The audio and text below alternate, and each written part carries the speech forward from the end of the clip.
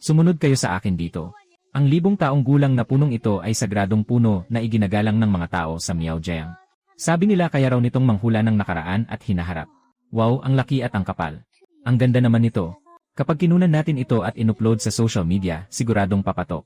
Kahit 10 tao pa ang magpabilog dito, baka hindi pa rin nila ito mapalibutan. Mukhang mahigit 1,000 taon na ang gubat na ito. Bilisan niyong kunan at itabi ng maayos. Uwi tayo at ipapakita sa mga kaibigan natin. Kung nasa modernong panahon lang sana. Wala talaga tayong tsansang makita ang banal na punong ito. Ito ang teritoryo ng mga Sin Miao. Bawal pumasok ang mga dayo ng basta-basta. Ano ba ang Sin Miao? Ang lupain ng Miaojiang ay malawak. Tinatawag ng mga Miao ang kanilang sarili na Sin Miao at hinog na Miao. Ang mga hinog na Miao ay naasimila na sa mga Han. Maliban sa pananamit na nanatili. Sa iba, halos kapareho na sila ng mga Han. Pero magkaiba ang mga Sin Miao. Misteryoso at kakaiba. Hiwalay sila sa mundo.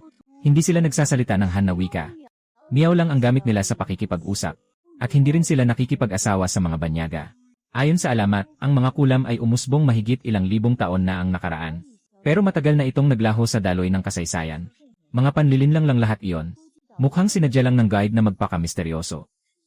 Biglang tumalon pataas ang isang alakdan.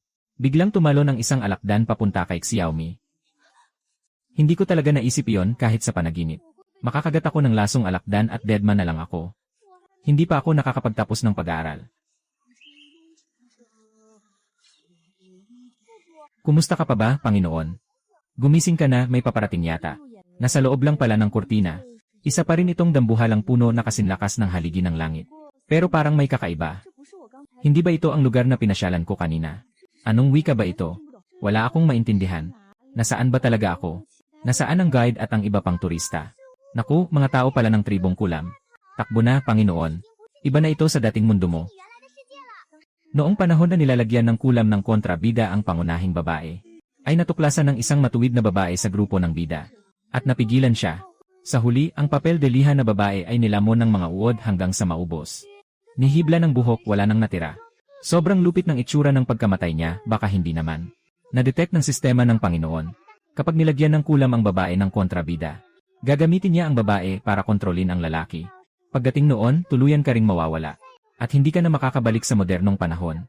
May paraan ba ako naku? Tumingin lang ng ganon sa isang dayo. Natakot na kayo no? Sabi niya, isa lang naman akong dayo. Sabi niya, tao lang naman. Sabi niya, pagkain na ipinadala sa pintuan. Mukhang hindi pa siya gaanong matanda. Payat ang katawan. Ito na ba ang tao sa mundong kakaiba? Ang weird ng itsura. Bakit hindi kakain? Sa nobela, bukod kay Wuli na may magkakaibang mga mata. Sino pa nga ba? Lagot na ako nito. Pagkabukas ko ng mata, naabutan ko agad ang malaking kontrabida. Ang malas ko naman yata. Kumapit ka lang, Panginoon. Kapit sa ganda mo. Walang silbi ang ganda. Ang lamig. Ayos. Ang lamig. Paano nangyari iyon? Ikaw ba yan, kuya? Ikaw pala ang taong lumitaw sa panaginip ko. Pero mayon lang kita unang beses na nakita. Pero may kung anong pakiramdam na parang matagal na kitang kilala. Ito ba ang tinatawag nilang love at first sight? Bitawan mo ako, kuya. Hindi ako basta tumatawag ng kuya sa kung sino-sino. Lalo na at mukha kang mas matanda pa sa akin. Siyempre hindi naman basta-basta ang pagtawag na kuya. Sa Miaojiang, ang matatawag lang na kuya ay ang lalaking kasintahan ko. Iyon ang natatanging tawag sa pagitan ng magkasintahan. Sa sistema ng wikang Chino, parang pagtawag lang sa asawa, mahal, o kung ano-ano pa. Ang init ng eksena, sino ba ang mag-akala? Siya ang pinakabagong tinalo ng matagumpay ng paglunok na malagamo-gamo. Tapos sisirain pa ng kontrabidang babae ang mabuting balita. Kaya hindi nakapagtatakang galit na galit siya hanggang gusto na niyang walang maiwang buto sa kalaban. Itong babaeng bida talagang mapapahamak. Kuya, gaano mo man ako kamahal? Sa dami ng gwapong binata sa mundo. Pero ikaw lang talaga ang laman ng puso ko. Talagang kakaiba. Muling kinumpirma ni Wuli kung nasa katawan na ba ng babaeng ito ang matagal na niyang inaalaga ang kulam ng pag-ibig. Nagkilos ang kulam ng pag-ibig. Papatayin ba o hindi? Kapag pinatay niya ito, maaari rin siyang tamaan ng balik na kagat. Dagdagan pa natin ng kaunti. Pag dumating ang oras, alisin ang kulam. Tapos ihagis siya sa kuweba ng bundok. Aba, kahit ang aking mga paniki ay hindi pa huli. Maliit na pangkat, sabihin mo sa pinuno ninyo na pagduruguin ang kulam na insekto. Bakit hanggang kalahating araw na wala pa rin siyang palatandaan? Hindi pa ba dumating ang bunso ng aso sa lahi niyo? Si Wooly ay hindi tinatrato ng maayos ng mga kasamahan niya sa lahi. Sumunod ka sa likod ko. Mula ngayon, bawal kang magsalita. Kung ano ang ipagawa ko, iyon ang gagawin mo, malinaw. Kuya, pinatayo mo lang ako. Hindi ako upo kahit kailan. Sabihin mong pumunta ako sa silangan. Hindi ako pupunta sa kanluran. Ikaw ang Diyos ko. Basta huwag mo lang akong papatayin. Kapag sumigaw ka pa ng kuya, puputulin ko ang dila mo. Sige po, nakababata kong kapatid. Sa bibig ng kulam, halatang wala namang laman. Saan ang galing ang babaeng tagalabas na ito, patay ka na. Dali, ipaalam mo sa pinuno ng lahi. Nagkalakas loob pa siyang magdala ng banyaga sa loob ng kuweba ng palihim. Si Goli sa aklat, ay mula pa noong bata ay nagpapakita na ng kakaibang kakayahang pangkulam. Ang dugo niya ay itinuturing na banal na dugo sa angkan ng mga kulam na insekto. Kung ang ganitong pambihirang likas na galing ay mapupunta sa sekta, hindi ba't siya ang pinakagustong alagad ng mga ninuno? Bakit parang iba ang tingin ng mga taong ito sa kanya? Parang may nakikita silang halimaw. Buti na lang may alam ako sa plot. Kailangan lang niyang pag-igihan ang pagiging kontrabida.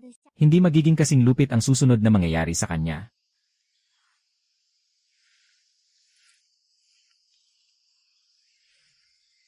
Ano ba ang ibig sabihin nito? Mahikang gamit ng mga tao sa gitnang lupain. Gusto kong matuto. Ha? Sa bibig ko pala may nakatago pang kulam na insekto. Iyon ay senyas sa kamay. Ang ibig kong sabihin lang kanina ay, pasensya na. Mula pagkabata hanggang pagtanda. Ngayon lang may nagsabi sa akin ng tatlong salitang iyon. Kung ganoon, gusto mo bang akuin ang parusa para sa akin? Baka kailangan mo ng 30 hagupit ng latigo. Baka balat lang ang mapunit pero hindi ka mamamatay. May halamang gamot ako para pahintuin ang dugo at alisin ang peklat. Pwede kong ipahiram sa'yo. Siyempre, gusto ko. Kaya kong gawin ang kahit ano para sa'yo.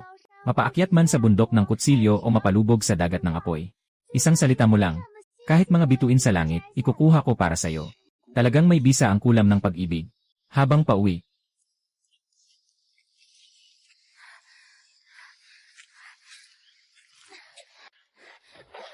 Wala talaga itong silbi. Anong kinain mo habang lumalaki ka? Tofu ba? Ang malambot mong lakad ay halos naging lugaw na. Sinasabi ko sa'yo, mas mabuting kayanin mo ang 30 latigo na yan. Kung hindi, hindi ako magsasayang ng isang pulang uod ng dugo para lang iligtas ka. Paano ako magiging kasing tibay ng taong lumaking ganito sa bundok? Talagang malas na malas. Mula ngayon, mag-ehersisyo na talaga ako ng maigi. Hinal na ako. Nabaliw ka na ba? Sigurado ka bang tubig na pang-inom ng tao yan? Hindi mo man lang alam kung paano pakuluan ang tubig bago inumin. Hindi ba ikaw ang halos mamatay sa uhaw? May kailangan pa bang inumin kapag mamamatay ka na? Ano pa ba ang lulunukin? Gusto ko ngang tingnan kung hanggang saan maaabutan ng pag-ibig ang isang tao. Pero ang isip mo pala hanggang saang lublob na.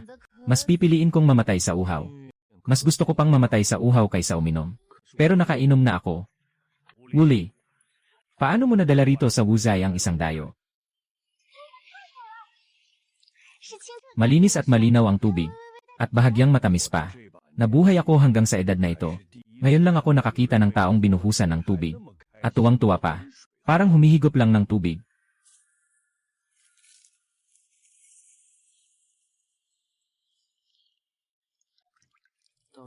Pero mas bata pala siya kaysa inaakala ko. Hindi nakapagtataka kung bakit tinatawag niya akong kuya. Sobrang lakas niya. Hindi rin siya natatakot na baliin ang sariling buto. Nadampot ko siya sa kuweba. Akma siyang gamitin bilang panlunas. Para subukan ang lason ko sa insekto. Narinig ko raw. Sa palibot ng libingan sa labas ng bundok, laganap ang hamog na nakakapanilaw at nakakapananabik. Paano makakapasok doon ang isang tao mula sa malalim na kabundukan? Siguradong may nagdala sa kanya rito. Sabihin mo nga, ikaw ba? Ang pinuno ng lahi na ito. Sadyang may kalahating dugong dayo kayo. Kaya hindi may iwasang may ibang balak ang puso ninyo.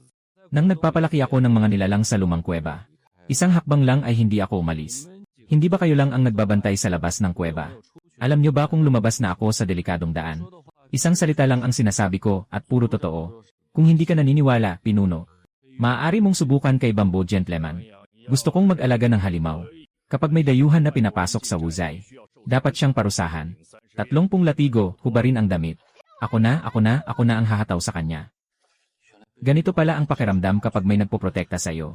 Sayang lang, isang palabas lang ng lason na alakdan ang lahat ng ito. Peking disiplina lang sa ilalim ng kanyang kontrol. Kung gayon, maayos ko nang tatanggapin ito ng payapa. Kung may gustong tumanggap ng parusa para sa akin ang grupong leader, ibigay mo sa kanya ang 30 latigo na ito. Talagang wala man lang siyang pakisama. Ikaw talagang, may mga kontrabidang kahit awa, hindi nila alam. Hindi nakapagtataka kung bakit ka nagustuhan ng Panginoon. Mahal ko, sinabi ko na sayo. Handa akong gawin ang kahit ano para sayo. Sa mahalagang sandali, kailangan ko pang umarte ulit. Kung hindi, paano mababawi ang sakit ng mga hampas na naranasan ko? Mahal ko, ano ba ito? Ang lintik na hampas lupang ito, hindi kaya siya ang sumalo ng latigo para sa akin. Kaya gusto kong halikan ka bilang pasasalamat. Kung susubukan akong hawakan ng babaeng ito, nakahanda na siyang mamatay. Panginoon, sigurado ka bang kaya mong saluhin yan? Mukha kang payat at marupok. Talagang nag-aalala ako na hindi mo iyon masalo. Hindi naman malala ang latigo. Hindi naman iyon basta tali lang.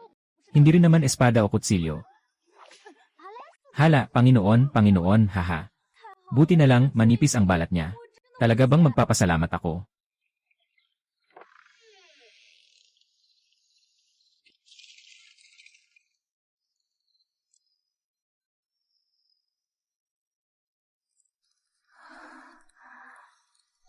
Nahihilo ako na saan ba ito? Ang lamig sa dulo ng ilong ko. May amoy pa ng damo. Itim na itim ang langit. Wow, ang ganda ng kalangitan. Siksik-siksik talaga. Hindi pa ako nakakita ng ganito karaming bituin.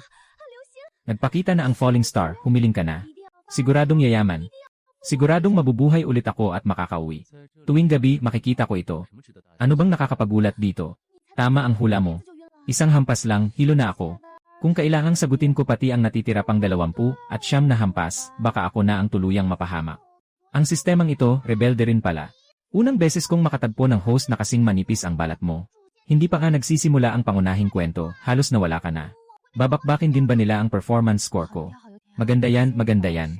Tumahimik ka muna. Pupuntahan ko muna at palulubagin ang loob ng bida sa kwento. Kung hindi, lalo lang mahihirapan ang misyon. Kuya, nasaktan ka ba?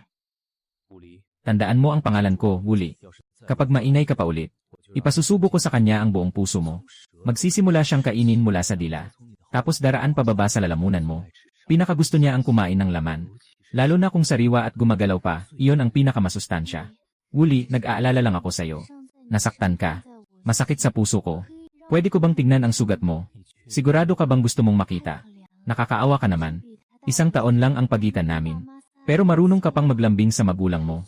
Pero ang hirap ng dinaranas niya. Kailangang matapos ko ang misyon at makabalik. Hindi pwedeng pabayaan si Papa at Mama. Kung hindi ko sila ililihis. Baka tamaan ka talaga. Bakit ka umiiyak? Baka masindak ka mamaya, kaya huwag mo akong sisihin. Nasa katawan ko ang mga insektong ito na inalagaan ng dakilang pari. Kaya nilang pigilan ang pagdurugo. Gusto mo bang bigyan pa kita ng ilan? Masakit ba? Kung masakit, pwede mong hatiin sa akin. Ang tanga, bihira lang ang pulang uod ng dugo na ito. Bawas pa ng isa, ako pa ang mapaparusahan. Mula nang isinilang ako, hindi na ako pag-aari ng sarili ko. May magtatanong pa talaga kung masakit ba ako. Ano ang pangalan mo? Magandang pakinggan ang pangalang Chai Xiaomi. Chaimi, mantika, asin, napakapaya. Ako ang di pwedeng mawala na mahalagang tao. Ang hirap pakinggan. Bakit naman mahirap pakinggan? Huwag kang mainay. Bukas ng maaga, akyat ako ng bundok para mangaso. Maghatid ng huli sa ribay. Kung ayaw mong mamatay, mas mabuting tumigil ka na rito. Bawal kang umalis. Ang panghuli ng baboy ramo sa bundok ang misyon ngayon. Dahil sa parusa na tagalan. Bukas, kailangan mo nang gumising ng maaga. Tulog na talaga siya. O ayaw lang niya akong pansinin.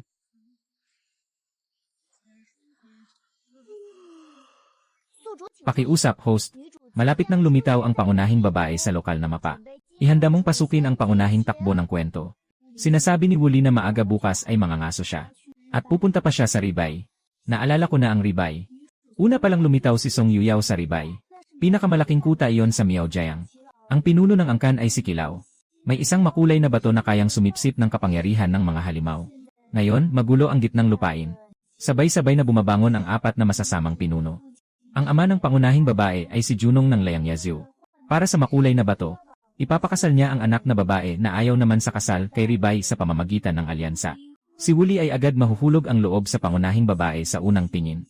Paglipat sa pagkahulog ng makulay na bato at kulam ng pag-ibig, Hanggang sa tamaan ang alikabok ng kanyon at saka lang ako titigasan ng mukha. Hindi ko pwedeng hayaan si Wooly na makuha ang makulay na bato. Hanggang hindi niya naibibigay ang makulay na bato sa pangunahing babae. Hindi agad bibitawan ng pangunahing babae ang kanyang mga alahas at gamit. Tama. Ginoo, ang ibig mong sabihin ay mauuna ka nang dalhin ako sa ribay. Gusto niyang manatili ka sa hakbang na ito at huwag aalis. Madali lang iyan. Sa isang lugar na matagal nang mag-isa, biglang may isang tao. Talagang hindi ako sanay.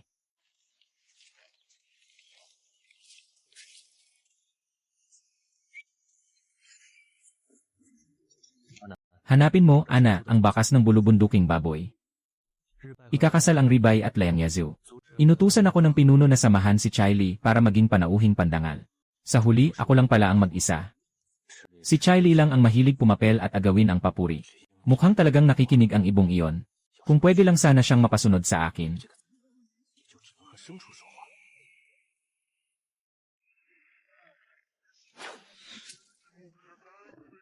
Hindi na kailangang magtago, lumabas ka na.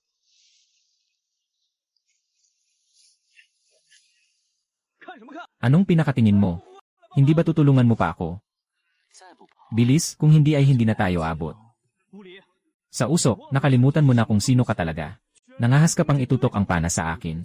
Si Wooly ang pinakamahusay sa buong nayon sa pagpana. Kaya niyang tamaan pati lamok na lumilipad sa hangin. Hindi ako matatakot. Ako ay pamangkin ng dakilang pari. Kung maglakas loob kang saktan ako, papatayin ka ng dakilang pari. Hindi, kailangan kong ipakiusap sa dakilang pari na kumilos. Para mapahamak ka at ang asawa mo sa ilalim ng lupa magpakailanman. At walang hanggan ng ligalig ang inyong mga kaluluwa pagkamatay. At maging alipin ng halimaw sa bundok. Grabe! Sa isang iglap kanina, halos tumalon ang puso ko sa bulat. Tama nga, ikaw rin pala. Hindi mo man lang ako magawang sitahin. Isang duwag ka talaga. Ay!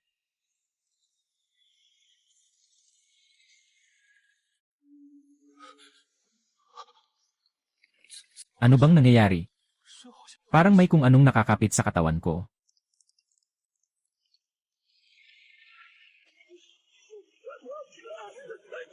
Tulong! Wooly, iligtas mo ako. Masamang espiritu ng banal na dugo ng Chaishan. Sabi na ng matatanda. Kapag hindi mo inudyukan, hindi ka atakihin. Nangahas si Wooly na barilin ang matandang punong kahoy na demonyo. Paano niya nalaman na may diferensya ang punong ito? Wooly, sinasadya mo ba akong saktan? Hindi ka kailanman palalampasin ng dakilang pari. Sinasadya ko. Pero sino ba ang makakaalam? Bukod sa gubat na ito, may pangatlo pa. Tapos na, tapos na. Nadiskubre na tayo. Talagang gusto ko lang sana siyang hikayating isama ako sa pagbati. Nang makita kong sinusundan din siya ni Chiley, hindi ako nangahas lumabas. Bakit naging ganito? Lumalabas na ang pahayag ng Meow na sinabi niya kanina ay hindi para kay Chiley. Para pala yun sa akin. Matagal na niyang alam na nadiskubre niya ako. Sinabi ko na ngang hindi na kailangang magtago. Kailan mo balak magtago?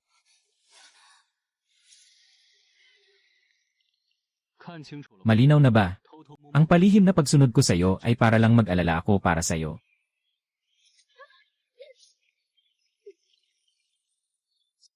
Ay Wooly, tulungan mo ako. Mama, gusto ko nang umuwi.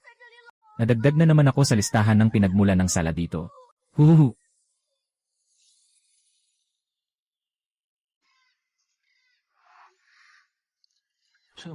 Ganito pala. Mas maganda nga kanina noong nagpapatatag ka pa lang. Hindi ba nakakasawa ang iyak? Aalisin ko lahat ng luha ko sa katawan mo. Palihim kitang sinundan dahil nag-aalala ako sa'yo. Hoy, ayoko namang tuluyan kang maubos ng punong iyon. Kung kakain man, ako na lang ang uunahin. Ang mga lasong inaalaga sa sinaunang kuweba. Ikaw, umalis ka. Ano ba talaga ang nangyari kanina? Parang pinulupot ka ng isang walang anyong lubid. Marunong ka rin pala ng pangkulam. Sa isang tanga at tinitigan, lalabas agad na hindi matalino. Paano ka magagawa ng pangkulam? Ito ay dapat isang relasyon ng pag-ibig. Mas mabilis pa akong makakalakad kahit nakapikit kaysa sayo. Hindi ka magugustuhan ng babaeng ito. Masamang ugali. Marahas na kamay. At iba pa, ano, at iba pa. At iba pa. May nangyari, may nangyari. May nangyari.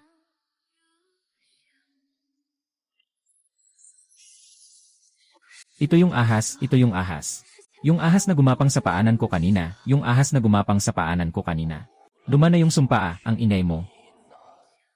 Ibinibigay niya ba ng utos sa ahas? Inuutusan ba niya ang ahas? Iniutosan ba niya ang ahas? Ano ba talaga ang gagawin mo? Ano ba talaga ang gagawin mo? Ano ba talaga ang gagawin mo? Dahil pinatay niya ang alipin ng dakilang tagapagbalang, kung hindi siya nagbayad, buhay siyang makakabalik. Ang iyong noo.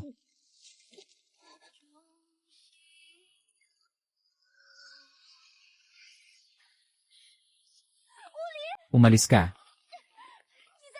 Anong ginagawa mo? Bitawan mo na ako, huwag mo na siyang ipahamak. Huwag kang mag-alala. Kahit hindi siya mamatay, masakit pa rin siya. May sakit ka ba? Nabuwalik na ang buto niya. Kaya gusto kong baliin ito. Hayaan mo akong makita. Umalis ka. Baka mapahamak ka.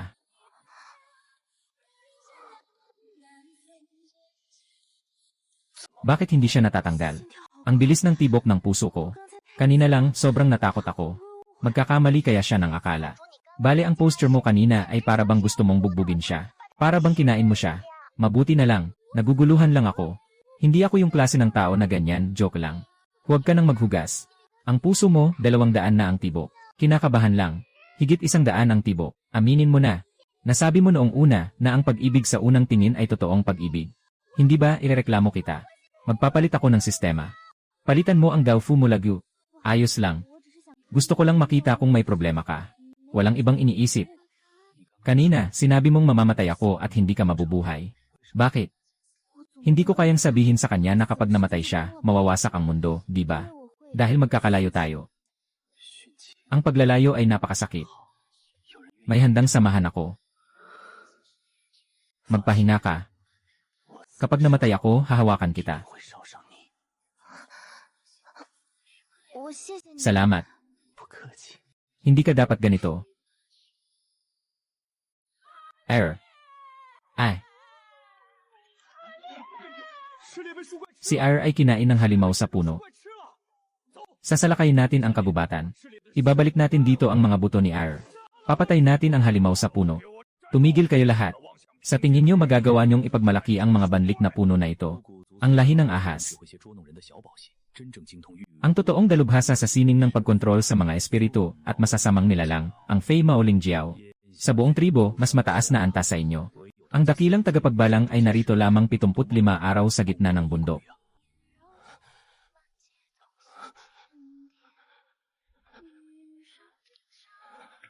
Dapat pasalamatan mo ang dakilang tagapagbalang sa 5 halimaw na inaalagaan niya para sa iyo. Ang mga masasamang espiritu ay hindi mangangahas na lumapit. Kaya nabigyan ka ng isa pang buhay. Huwag mong kalimutan na ikaw ay isang basahan. Kung ikaw ay isang basahan, dapat kang sumunod sa amo mo. Ang buhay ng bawat miyembro ng tribo ay mas mahalaga kaysa sayo. Kahit hindi natin mailigtas si Chiley, dapat mo pa rin ibalik sa akin ang mga buto niya. Anong klaseng kasinungalingan ito yan? Si Chiley ay napuruhan na. Sa anong karapatan niya sinasabi yan? Pares ng mga insekto. Mas mabuti pa. Talaga bang hindi nasaktan? Tunay ngang hindi siya nasaktan. Bumalik siya kasama mo. Narito, iniunat ni Qiuli ang kamay para saluhin. Pinoprotektahan niya si Xiaomi, huhu. Hindi na siya sumama sa pinuno ng angkan.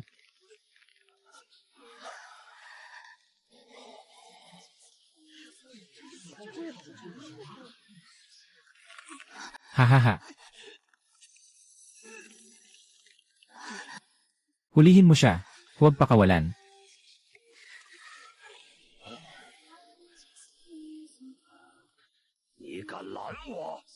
Sinasabayan mo ba ako? Talaga ngang hindi sumama ang pinuno ng angkan. Hindi siya dapat parusahan.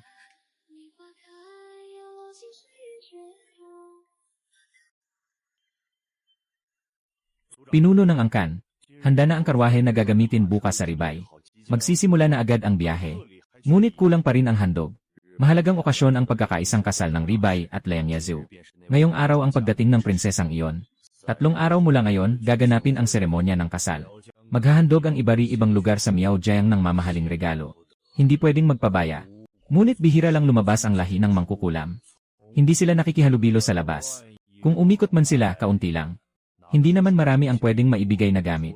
Bukod sa mga bihirang espiritu na ginseng at reishi, mga pampalakas na gamot at makinang na batong may kulay. Ayon sa nakagawian, kailangan pang ilagay sa unahang karwahe ang mga ligaw na baboy sa bundok. Pero ngayon, hindi na tayo aabot sa pangangaso. Sumama ka agad sa hanay ng karwahe at umalis. Pagdating doon, maghandog ng isang pulang uod ng dugo sa pinuno ng ribay. Sa tamang sandali, ang pulang uod ng dugo ay makapagpapahaba ng buhay. Mas mahal pa yon ng daan-daang ulit kaysa sa ligaw na baboy sa bundok. Paghintay ng 3 araw at matatapos ang kasal sa ribay. Ibalik mo si Chilay. Hindi kaya may sira sa utak ang pinunong ito. Para lang sa isang pirasong tuyong balat ng hangin. Pababayaan pa niyang mapahamak si Wooly. Lalo na at sugatan pa siya. Ang gamot na ito, kailangan kong isama siya papuntang ribay. Kung wala siya, mamamatay ako sa kakatawa. Iniisip ko pa rin, baka sakaling umiyak ako at makalusot. Sa pagpilit kay Golly na isama siya, hindi ko inakalang siya pa ang kusang hihiling. Ay, ang binata. Talagang napakabait. Sa mundong ito, kahit sino pa ang umalis, pareho lang ang buhay. Umiikot pa rin ang mundo. Ang pagmamahalan at sakripisyo ay lumang kwento na lang. Pero kung tutuusin, ang anyong bata pa ng pulang uod ng dugo, kailangang palakihin muna sa katawan ng tao bago ito makuha. Huwag lang siyang lumabag sa mga patakaran sa labas. Kung hindi, siya rin ang magdurusa. Sa wakas, matutupad na ang pagpunta ko sa ribay. Sa pagharap sa paparating na pangunahing kwento, kinakabahan ako pero sabik din ako. Nakita ko na dati ang kontrabida. Hindi ko lang alam kung ano ang hitsura ng bida at ng lalaki. Kung hindi, talagang mababaliw ang mukha ni Wooly sa tuwing makikita niya ang nakakasuklam na lalaking iyon. Sino bang hindi mabibighani? Titig lang, Ginoo ng bahay. Tingnan mo. Nakita mo ba, natakam ka agad? Bakit, ako pa rin ba ang sinusuhulan mo sa soy milk? Ang tapang mo pa rin. Sinabi ko na, ngayon alam mo na kung paano tumahimik. CJ, ano itong tubig? Tubig mula sa mabahong kanal. Huwag na lang akong uminom. Hindi ko naman sinabi na ayaw kong uminom, Tubig ng mabahong kanal. Bakit naman gagamit ng ganito kalinis na bamboo tube? Wow, ang presko at may bahid pa ng tamis. Ang sarap nito. Mula sa anggulong ito, kitang-kita ko ng malinaw habang umiinom siya ng nakatingala. Ang maputing lig niya ay bahagyang gumagalaw. At ang napunit na bukal ay dumaloy pababa sa lalamunan niya. Tuloy-tuloy pababa. Kung pababain pa, bakit parang nauuhaw na tuloy ako? Iinom ka ba? Ang ininom na niya noon.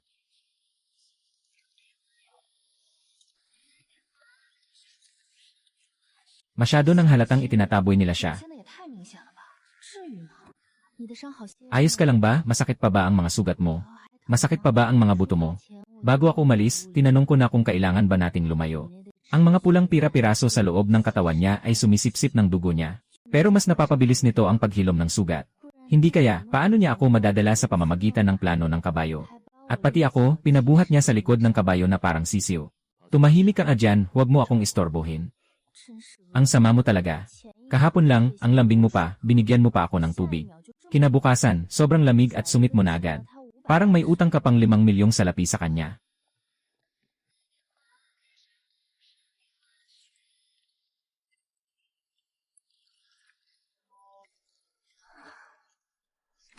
Parang sinisinagan siya ng bukang liwayway at pilak na ningning.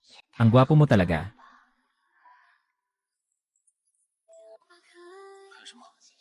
Anong tinitingnan mo?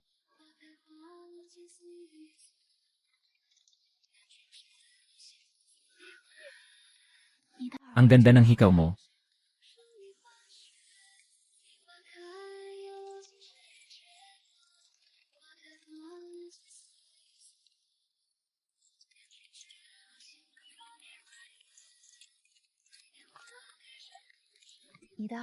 Habang tinitingnan ko, lalo lang silang gumaganda. Sawa na ako sa kakapanood. Bibigyan din kita ng isa balang araw. Talaga ba, mas maganda rin ba ito kaysa sayo? Mas maganda pa sa akin.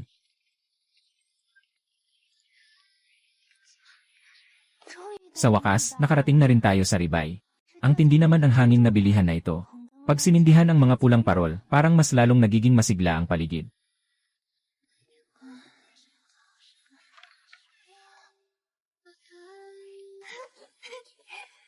Ang ganda.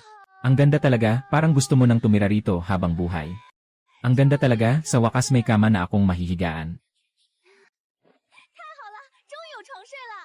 代不愧是苗疆最大的寨主，一看就很有钱，出手也太大方了。这客房也太精致了，还有兰花呢。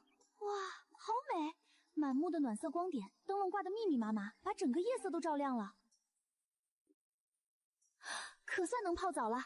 从昨天到今天出了那么多汗，我都快馊掉了。那个臭无狸就知道给我食物，连日常清洁都不管，太过分了。水温刚刚好，就像天然温泉，太舒服了，所有的疲惫都没了。没别的衣服穿，只能睡了。希望衣服一晚上能晾干。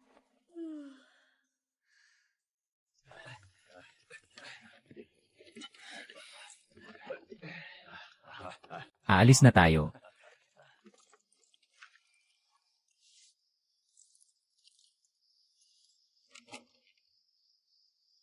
有意思，居然敢锁门，看来又能逗逗他了。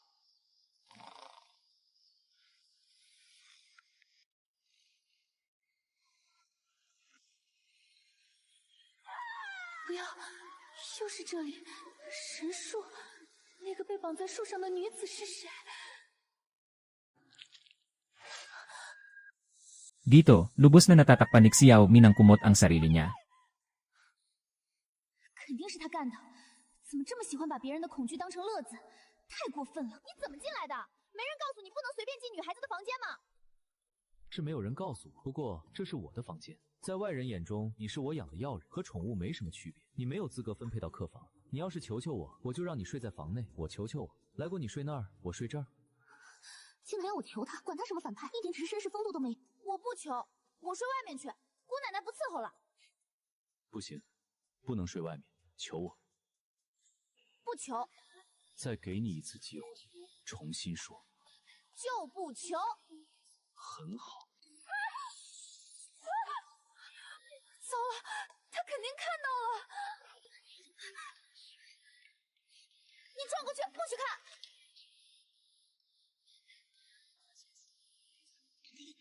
好像看到了，一晃而过，没看清楚。他的头发好软，还有，红哥，回来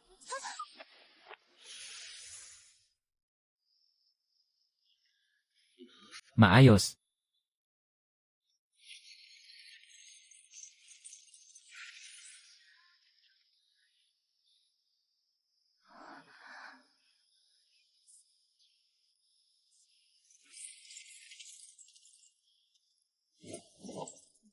穿上，我数到100就进来。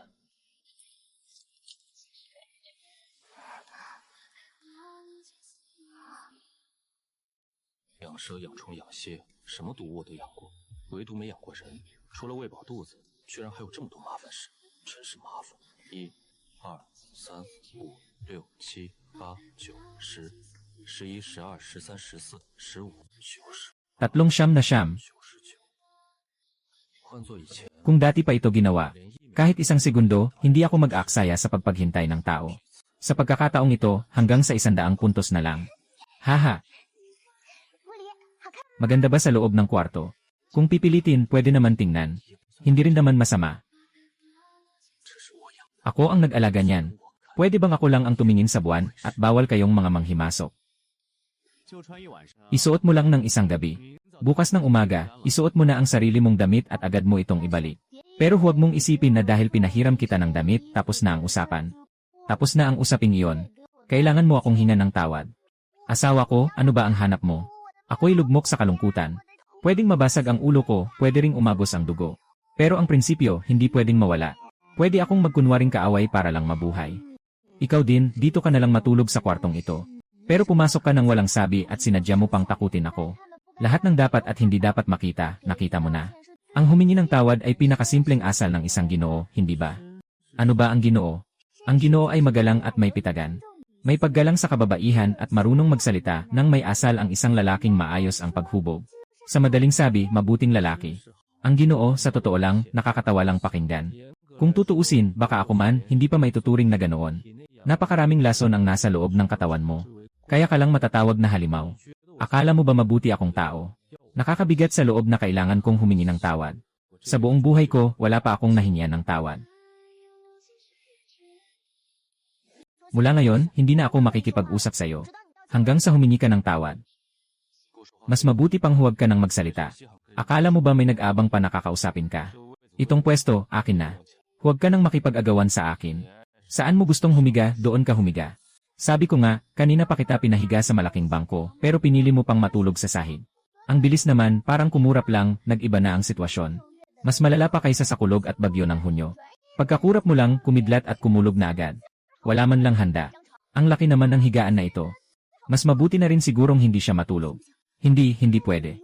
Masyado na siyang kampante at nakakalimot sa sarili. Paano kung bigla siyang magsisi? Kung mamatay sa init, sa kama na lang. Kakabalik mo lang sa akin. Ngayon, muli mo na naman akong tinatawag palabas. Ang gulo talaga ng ugali ng amo. Bigyan siya ng isang bangungot na mananahimik siya. Sa panaginip niya, habang buhay na siyang hindi makakahuma sa isang delikadong sitwasyon. Hindi niya mahihingi ang saklolo. Tahimik pa siyang mawawala ng saysay sa saya. Parang isang magandang panaginip lang. Tingnan mo ang gulat na gulat niyang mukha. Isang latigo lang, matutumba na siya. Kapag dumaan sa bundok, parang wala ng buhay. Hindi sinasadyang natakot hanggang mamatay. Kung ganoon, sabay nang mawawala ang aking kulam ng pag-ibig at ang alakdan. Paano magiging posible na nakasabit siya sa kwarto magdamag?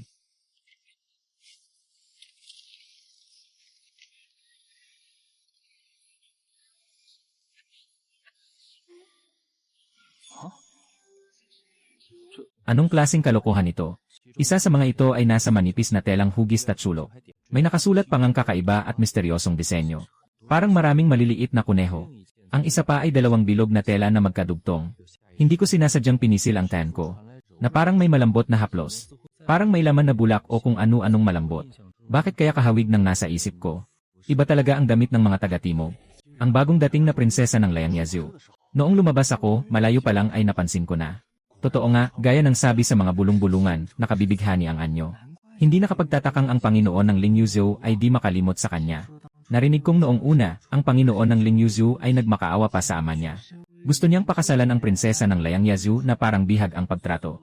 Matagal nang hindi magkasundo ang dalawang lupain na ito. Kung hindi lang nailigtas ng Panginoon ng Lingyuzhou, baka wala ng buhay ang prinsesa ng Liangyazu at hindi na makakauwi sa bayang Kinalakhan. Kung makakauwi man sa bayang Kinalakhan, ano naman ngayon? Hindi rin naman nagtagal. Hindi rin ba siya muling ibinenta na parang piyesa para sa kasal pampulitika? Talagang palala ng palala ang ugali ng pinuno natin. Pati ang makulay na bato ay kaya pang ipagpalit sa Liangyazu. Hindi ka takataka kung narinig ka ng pinuno ng angkan. Ilang magagandang babae ba ang pinakasalan niya? Kung hindi, sinong hindi magigipit sa inis? Piyesang pamamanhik gamit ang makulay na bato. Mukhang hindi simple ang palitan sa pagitan ng Ribay at Liangyazu. Baka maapektuhan ang sarili kong pakay. Ate, huwag mo akong pansinin. Kung saan ako nagkulang, ayusin ko. Mukhang napaiinom lang talaga ako ng maling gamot. Ang absurd talaga ng panaginip na ito. Si Wooly, naging tagapagpahid ng paa ng kontrabidang babae. Sira ang plano. Baliktad ang panaginip. Si Wooly, sa totoong buhay ay lason at kasamaan ang dala. Wala siyang kinalaman sa maamo at mabait. Wala si Wooly. Ayon sa kwento. Ngayong araw, sabay-sabay na magbibigay galang ang mga panauhin ng lahat ng angkan kay Ginoong Qi. 3 araw mula ngayon ang seremonya ng kasal. Kailangan kong mahanap ang makulay na bato. Ang damit kagabi ay nakasabit pa rito. Bakit nawala? Patay. Ano ang diferensya nito sa parusang pagpugot sa harap ng publiko?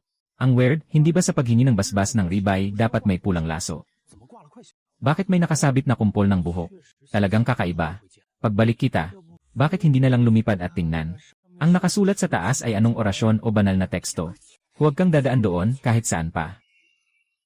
May isang bagay na inagaw ng lawin. Wala nang pag-asa. Tapos na ang oras ng handog, malapit na. Panahon ng kumilos. Ngayong palaki ng palaki ang kapangyarihan ng baiya.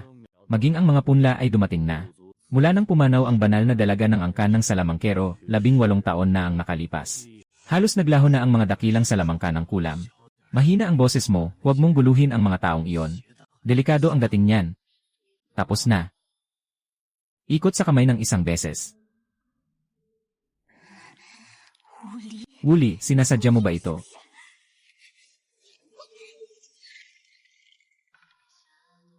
Hindi ko alam kung bakit bigla na lang akong nainis bukas. Hindi ba ako sapat na marangal? Ang bait ko pa nga, pinaalis niya pa ang mga damit niya. Ako pa mismo ang nagdala sa harap niya. Iyan nakita lang niya ang 2 piraso niyang tinapay. Isang babaeng walang alam sa tamang asal. Kung hindi lang dahil may nakatira sa katawan niya ang aking lasong alakdan at kulam ng pag-ibig. Matagal na sana siyang namatay ng daan-daang ulit. Kung mapapatay siya ng isang beses, matutuwa ako. Ikaw na nasa harap ko. Makakakita ba ako ng isang jade pendant? Nadaanan ko lang dito kanina. Nawala raw dito. Hindi dapat narito. Maghanap tayo sa ibang lugar. Ay naku, sayang. Talagang walang hiya ang mga taga-Wuxian. Bakit pa sa ibang lugar maghahanap? Hindi ba nandito lang? Ang bagay na ito ay pamana ng angkan namin. Maraming salamat, little brother, sa pagkuha nito. Na pala. Sabi ko lang pala sa inyo. Na halos kumalat na ang nakakabiglang paraan ng paggamit ng kulam. Gusto mo bang tikman mismo? Bakit at hanggang ngayon ay ang kupad pa rin kumilos ng babaeng paru-paru? Lumayas ka. Sino ang kausap mo? Naku, nakalimutan ko. Noong nakaraang gabi, malinaw naman nating napag-usapan na. Pati ang nangyari kaninang umaga sa Salawal. Bakit bigla siyang nabawasan ng hiya dahil lang sa kuryosidad? Kakausapin mo pa ang ibon kanina na maganda ang panahon ngayon. Ganoon din ang tingin ko. Malapit nang lumipas ang oras ng paghandog ng regalo ni Wooly kay Chailao. Bakit ka pa nandito at nag-aaksaya ng oras? Itong loko na ito, tumakas pala mula sa bibig ng punong halimaw. Pero si Chailey ang namatay. Hindi ko malunok ang inis na ito. Pero ngayon, gusto niya agad pumatay. At hindi pa siya pangit tingnan sa akin. Bakit ang sama ng ugali niya? Parang hindi niya kailanman inihahawak sa puso niya ang kahihiyan ng mga kasamahan niya. Ano bang klaseng pangyayari ang nagbigay sa kanya ng ganoong kababawang pagtrato? Ang tawag na iyan ay nakakairita na. Dumating na ang oras. Ako na ang pupunta roon. Ikaw na ang mag-asikaso sa sarili mo. Lalo na ang mga mata mo, bantayan mo.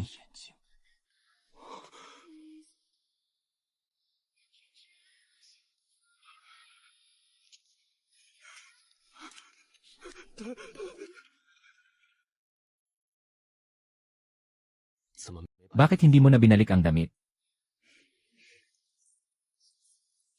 Ang sipsip na sombrerong siyete ang bagay na ito, bagay ba? Malaya ang mga babae sa pananamit. Tama ba ako? Kapag nagsalita siya sa ganyang bagay, lumalambot nga ba siya? Mula kagabi hanggang ngayon. Ano ba ang pakikitungo niya sa akin? Little snail cow, may nagsasabi ba sa iyong mabagal kang maglakad? Pinagtatawanan ka ba dahil sa paggapang at pagminiti mo? Kumakagat ba ang pulang uod ng dugo? Mukhang hindi naman. Ano ang ibig niyang sabihin sa sinabi niya? Ako ba ang kausap niya? Talagang hindi niya ako papansinin. Ang bara sa puso na yon, hindi lang hindi nawala. Lalo pang naging mabigat at malagkit. Nabahala si Wooly kay Xiaomi.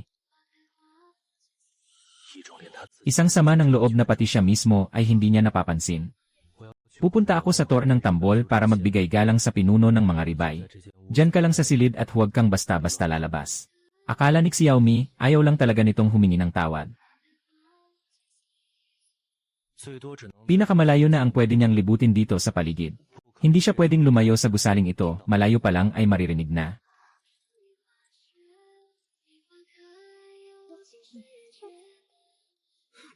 Lene. Tuluyan nang naging tahimik ang buhay.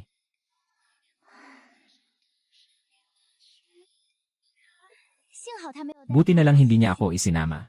Sa ganito, may pagkakataon akong maghanap mag-isa ng makulay na bato. Ito na yata ang ika-63 asawa. Ang edad niya. Pero nakakakuha pa rin siya ng dalagang kasing ganda ng bulaklak at kasing ganda ng jade bilang pinuno ng angkan. Talagang mapalad siya. Narinig ko na ang prinsesa ng Layang Yazoo ay 19 pa lang. Parang isang malaking repolyong sinunggaban ng baboy.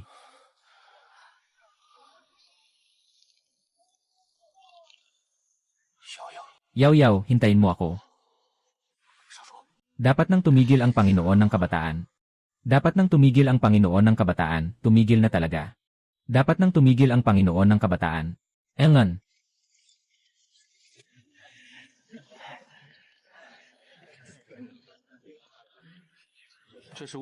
Handog ito ng angkan ng Gugyo at seremonyang may paggalang ito ng angkan ng ibon.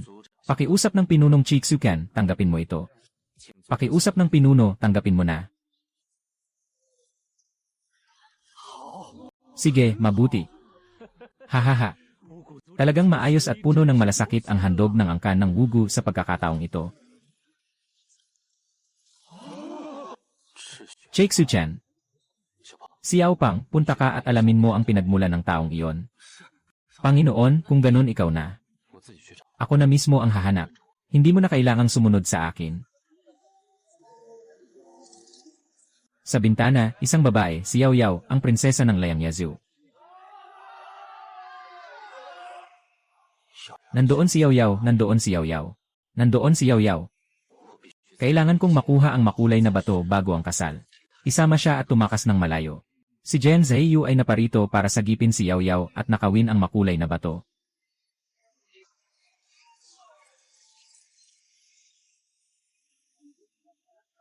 Hindi na tayo abot sa oras. 我的时间不多了。 Sigurado ka bang ito na? Nasa loob si Nini. Kapag wala roon ang makulay na bato, habang buhay na akong walang mararating, parang lugaw na malabnaw. Hoy, kinu-question mo ba ang profesional na kaalaman ng isang mantika na may langis? Anong profesional na kaalaman ang sinasabi mo? Sige na, sige na. Sumama ka kay Sister Kitiao-Tiao at magpalutang-lutang. Ikaw na isang mantika, may kakayahan ka bang kumain? Ay naku, ako'y napuruhan. Naku, tinakot mo ako ng husto, Lola. Ginoo, taga Zongyuan ang taong ito. Para matutunan ang malutong na wikang Miao. Halos mapudpod na ang mga labi ko sa kakapraktis. Nagmula ako sa Lingyuzhou. Ang pangalan ko ay Xiaomi. Napadpad ako rito sa kasawiang palad. Ano, taga Lingyuzhou ka pala? Ako ang inyong Panginoon ng Kabataan. Ha, sabi mo ikaw ang Panginoon ng Kabataan ng Lingyuzhou. Pero bakit ganyan ang hitsura mo? Ito ang babaeng bida na nakakabihag ng puso ng bayan. Ang lalaking bida na tinalikuran ang lalaking kapareha ang pinili. Gwapo, ano? Nilabag niya ang malaking bawal. Kapag naisip ng isang lalaki na gwapo siya, hindi na siya gwapo. Talagang karapat-dapat sa aming Panginoon ng Kabataan. Medyo may dating pa rin. Paano ko ba sasabihin? Maganda naman. Pero malayo pa rin, di hamak na di kasing ganda ng wuli na nakabibighani. Nasa unahan ng perlas at jade. Mahirap maging kabahayan ng laryo at bato. Ang bida ng sikat na linya ng araw ay kakain nito.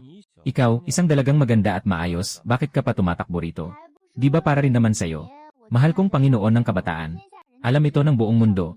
Panginoon ng Kabataan, ikaw ang prinsesa ng Lingyazhu. Pero ang prinsesa ay itinuring na panimbang sa kasunduan at ipinakasal sa Miao Jiang Ribay. Lahat dahil sa batong makulay na yon na nagdala ng gulo. Kung ako ang nakapagpasakamay ng makulay na bato para sa Panginoon ng Kabataan, hindi ba't maaari nang mapangasawa ng prinsesa ang Lingyuzhou? Hindi ko inasahan na mayroon pa lang. Napakaraming tao ang nag-iisip para sa sarili nila ng ganito. Tamang-tama, narito ako ngayon para agawin ang makulay na bato. Magkasama tayong kumilos. Pagkatapos magtagumpay, tiyak na babawi ako ng maayos sa'yo. Ay, ang ganda ng laban. Sabay tayong umakyat at maghanap. Lagot.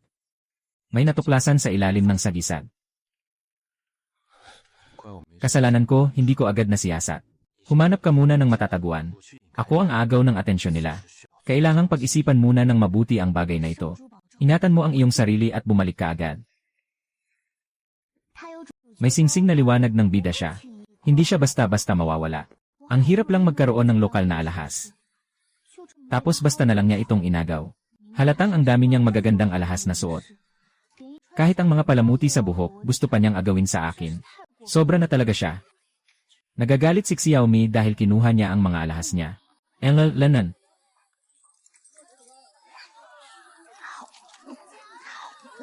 Diliwanag ako sa gilid habang kumakain at tumitingin-tingin.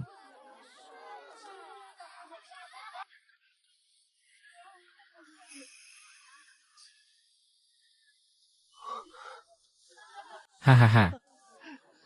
Bumati kayo kay Xiaomi. Hahaha. May ilang babaeng Miao na nag-imbita kay Wuli na sumayaw. Tapos tatawagin na ni Nyakas. Ay.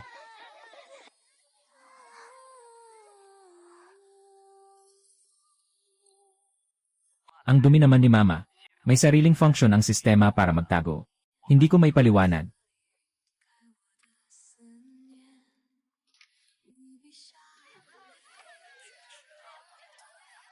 Ang dumi-dumi ng mga sinasabi niya.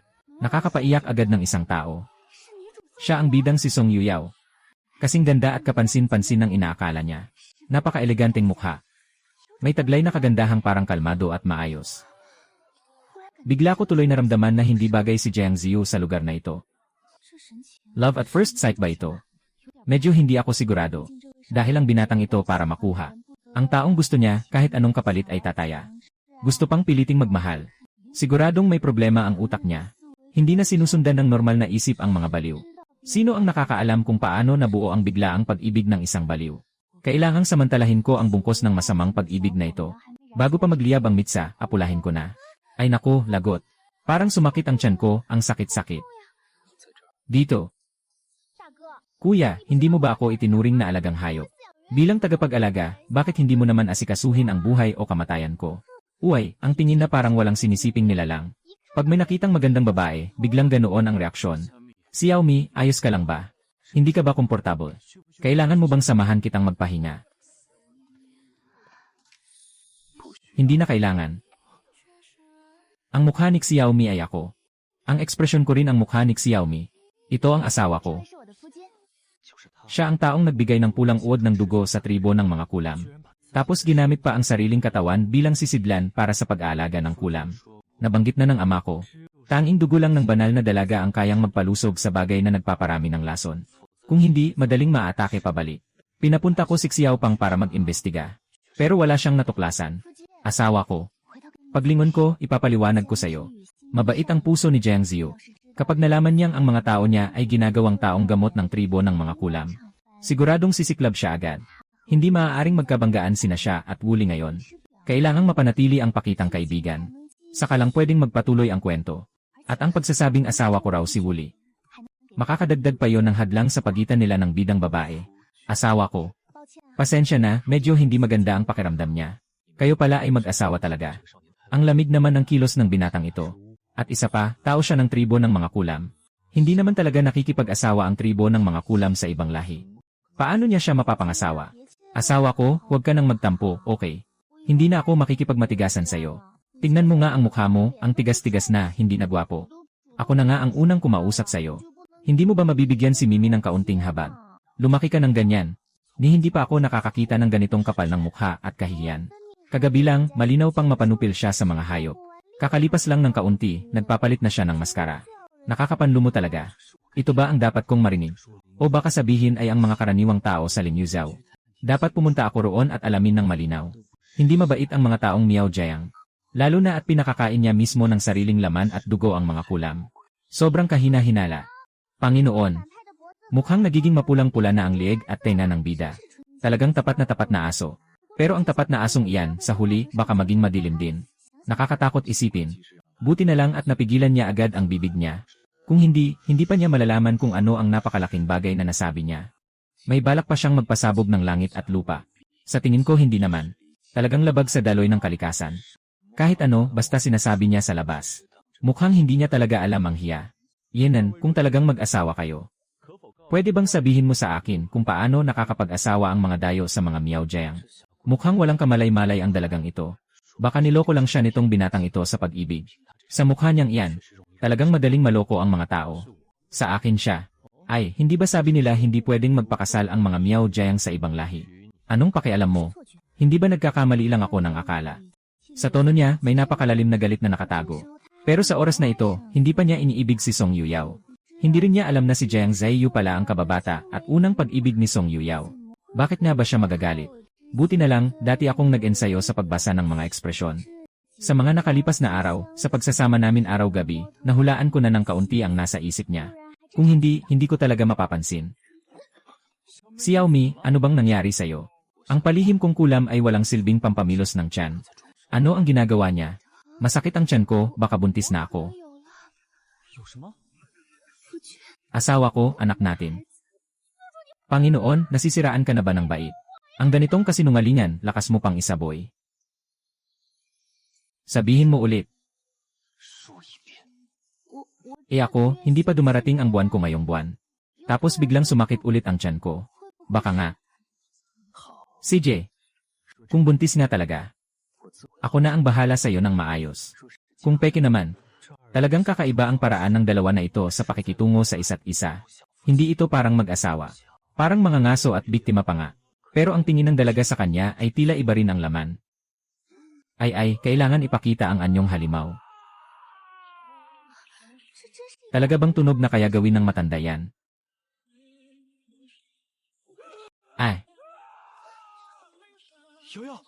Yuyao.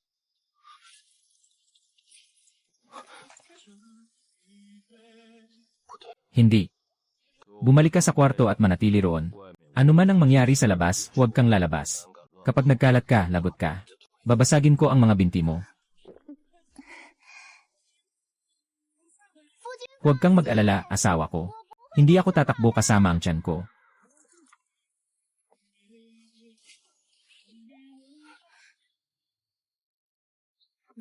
Hindi ba ganyan ang takbo ng pangyayari? Bakit biglang nagalit ang pinuno ng Yubay? Mukhang wala itong bahaging iyan sa orihinal. Epekto ng paru-paro. Normal lang ang maliliit na pagbabago sa kwento. Tama nga. Kaya kailangan ikaw, Panginoon, ang magbago sa huling wakas. Sa kagipitan, dapat agad nating nakawin ang makulay na bato. Pero parang may hadlang doon. Ni hindi niya makita kung ano ang nasa likod ng hadlang. Ang nararamdaman lang niya ay isang puwersang walang anyo. Hindi rin imposibleng mabasag ang hadlang. Baka may taglay kang espesyal na kapangyarihan.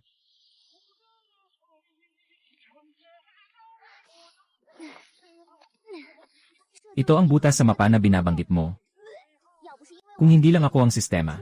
Maliban sa aso, aso talaga. Sino ba ang makakatuklas na may butas ng aso sa mapang ito? Hindi mo man lang ba ako purihin? Hindi masama ang galing mo. Hindi na kailangan ng papuri. Halos kapantay lang ng soy milk, konti pa ang diferensya.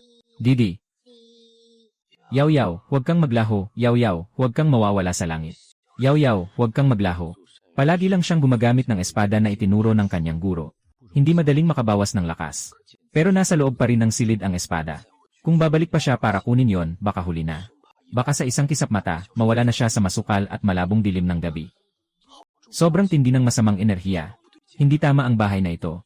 Lalong nangangamba ang loob ko. Pagsisisihan ko kung hindi ko dinala ang espada.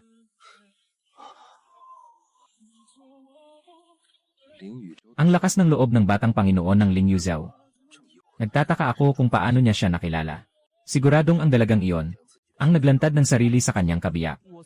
Bagamat medyo mahina ang aking loob sa pakikipaglaban, medyo matalas pa rin ang aking espada. Basta ngayon, may mahalaga akong asikasuhin. Sa ibang araw na lang tayo magkwentuhan. Napakabigat ng masamang enerhiya sa gusaling ito. Baka may 1,000 taong espiritu dito. Itong maliit na kapatid. Delikado ang lugar na ito. Hindi dapat tayo magtagal dito, iho. May anak ka pang hindi pa naipapanganak. Ang hinuhuli natin ay 1,000 taong gulang na halimaw. Hindi 1,000. Ni hindi ko nga maabot ang antas ni kuya. Kahit ang guro niya, kapag humaharap sa malalakas na halimaw, may 3 bahagdan ding pag-ingat. Kailan ba siya naging ganito kalma at kahimbing? Talagang walang takot ang hindi nakakaalam. Paano namin mahuhuli ang 1,000 taong halimaw? Grabe naman. Habang hindi pa nito napapansin. Bilisan mong umalis. Tumigil ka, sino ba ang sasama sayo? Ako lang mag-isa ang kaya kong lumaban. Lumayo ka ng malayo at huwag mong istorbohin ang gawain ko. Parang pag-aalay at pagdarasal sa Bodhisattva. Bulong-bulong, walang katapusang katok, wala nang kasundo-sundo. Kay Xiaomi talagang may laban.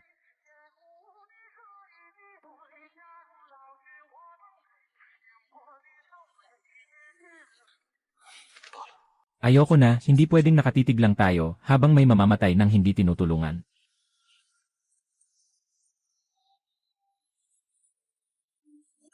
Itong binatang ito sa sarili niyang asawa. Hindi pa rin mabitawan ang malamig na mukha. Sobrang lamig ng aura, nakakakilabot. Bilang batang Panginoon ng Ling Yuzhou, mula pagkabata ay pinalaki na siyang may dangal. Lahat ng nasa paligid niya ay mga aliping marunong tumingin sa kanyang mukha bago kumilos. Hanggang makita niya ang kagandahan ni Song Yuyao. Matagal na ring nakasanayan niya. Sa tingin niya, ni isa man sa mga nasa paligid niya na nagsasabi ng totoo, ay puro mabubuting loob. Kung hindi tayo alis ngayon, huli na. Ibigay mo sa akin ang halimaw na ito. Hahaha. Pumasok ka na sa teritoryo ko, tapos gusto mo pang umalis. Saan ka makakatakas ng ganoon kadali? Malamang naroon si Yao Yao sa gitna nito. Mabilis na pinalaya ng halimaw ang mga taong ito. Bibigyan kita ng walang hanggang awa. Ikaw na maliit na dambuhala na wala pang balbas. Magkasing henerasyon tayo ng ninuno ko. Nagagawa mo pang magpanggap na may kapangyarihan sa harap ko. Gusto mo bang patayin ko silang lahat ngayon din? Hahaha, hahaha. Sige, kung gayon patayin mo. O ako na lang ang mauuna at papatayin sila para sa'yo.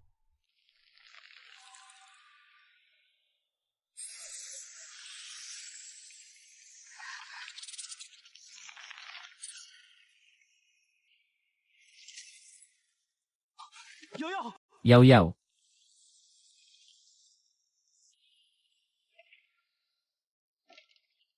Totoo, nakatakas na si Song Yuyao. 原来是 Kaya pala ilusyon lang iyon na ginawa ng mga sanga. Nawalan ako ng foko dahil sa sobrang pag-aalala. Halos nabiktima pa ako ng taktika ng halimaw na ito. Mas malakas na ilusyon pala ang nakakahon dito. Ang mga anting-anting na ito ay pawang hinubog ng kanyang guro gamit ang espiritual na lakas. Kapag sinindihan, tiyak na mapapansin ang kakaiba. Sa pagkakataong ito, para sa pakikipag-elop, nagtago ako sa likod ng ama ko at tumakas mula sa palasyo. Sa kritikal na sandali, ayaw ko sanang mabunyag ang sarili kong galaw. Sa ilalim ng ilusyon ng mga halimaw. Kapatid, saluhin mo ako.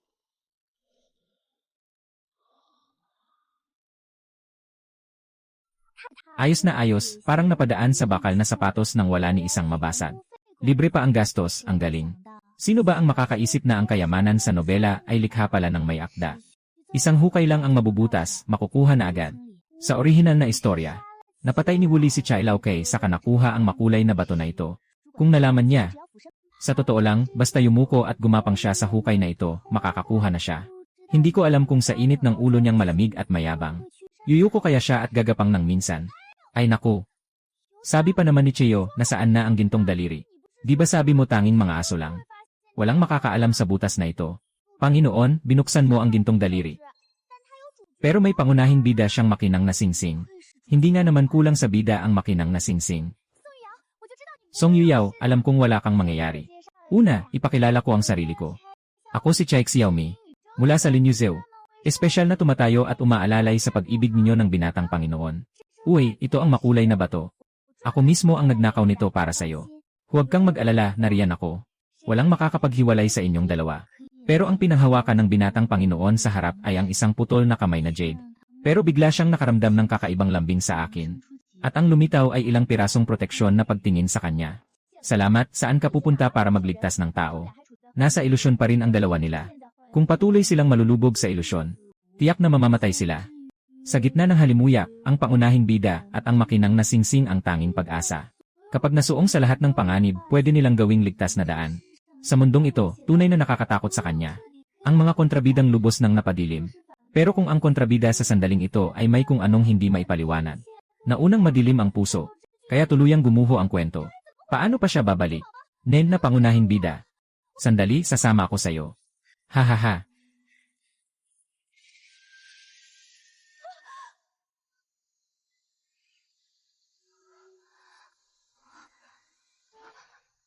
这是哪儿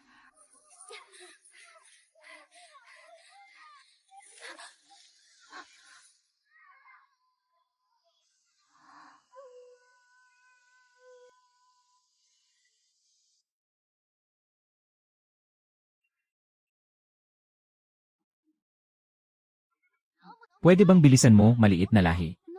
Ang ganyang kalaking baho, di na ang laki ang usapan. Basta hindi ka pinahirapan sa trabaho, ayos na. Pero nagrereklamo pa siyang hindi sapat ang bilis niya. Noon, laging inaapi si Wooly bilang bata, huhuhu.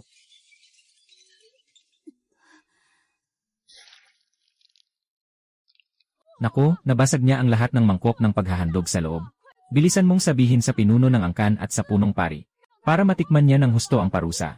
Hayop ka talagang unggoy. Bukas ang mga mata pero kung ano-ano ang sinasabi. Ikaw naman ang unang nanakit. Ha ha ha ha ha.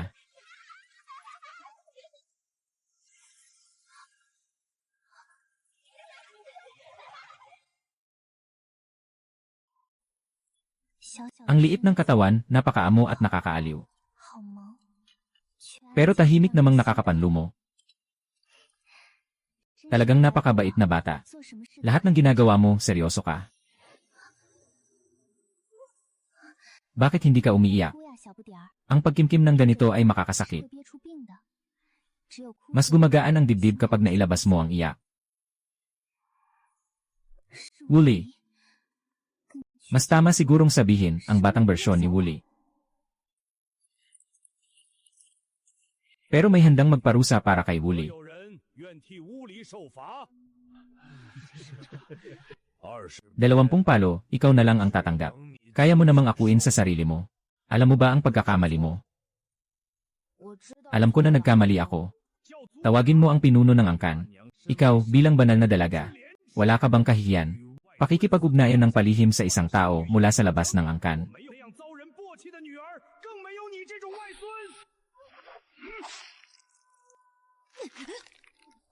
Huwag mo siyang hawakan ng ganyan, bitawan mo ang kamay niya. Baka mapatay ka, ha? Haha.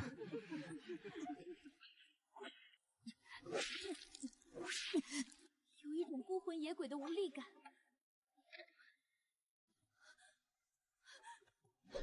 原来 Lumalabas na. Matagal nang itinanim ang pulang uod ng dugo sa katawan niya. At ang laman niya ang kinakain nito. Sadyang ang malas ay pwedeng maging biyaya. Sa gitna ng mga taong kakalabas lang. May nagsabi na pupunta ang pinuno ng tribo para makipag-usap. May nagsabi na ang pinuno ng tribo ay pumunta na para kausapin ang dakilang pari. Binagok ni Wuli ang mangkok ng pari at nabasag ito. Tinuruan ko na siya ng leksyon ng husto. Malugod na tinatanggap ang dakilang pari sa paglabas niya sa kulungan.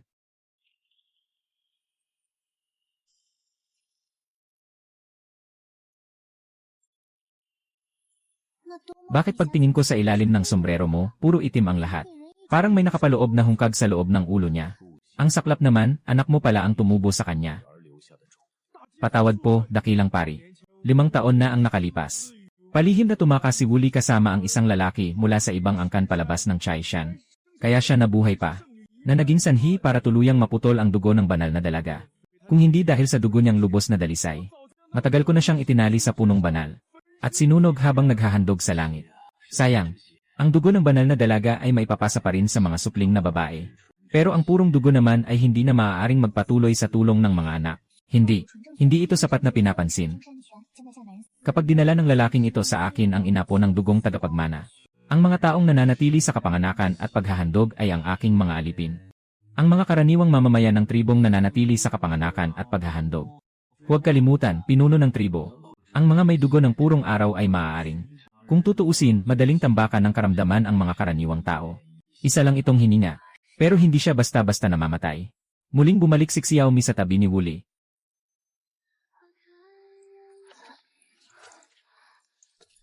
Kung pwede, gusto ko siyang yakapin ng mahigpit.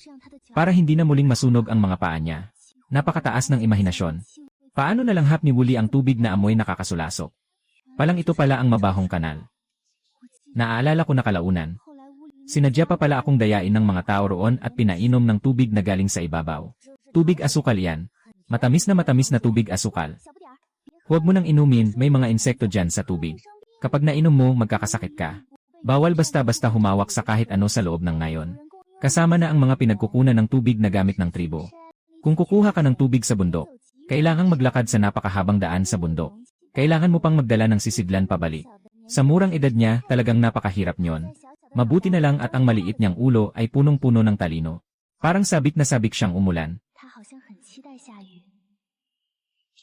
Ginamit ni matalinong Wuli ang dahon para sumalo ng tubig.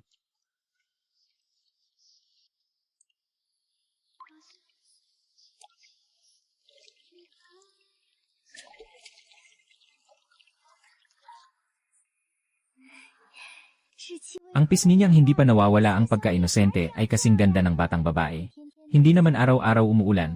Pero sa paraang ito, nakaipon ang bahay ng maraming tubig ulan. Sa wakas, hindi na kailangang uminom ng mabahong tubig sa kanal. Noong panahong walang nagtuturo sa kanya ng kahit anong paraan ng pag-survive. Lahat ay kinapkap niya habang nag-eksperimento. Natuto siyang mabuhay sa sarili niyang sikap. Kain ka na, sayo na yan.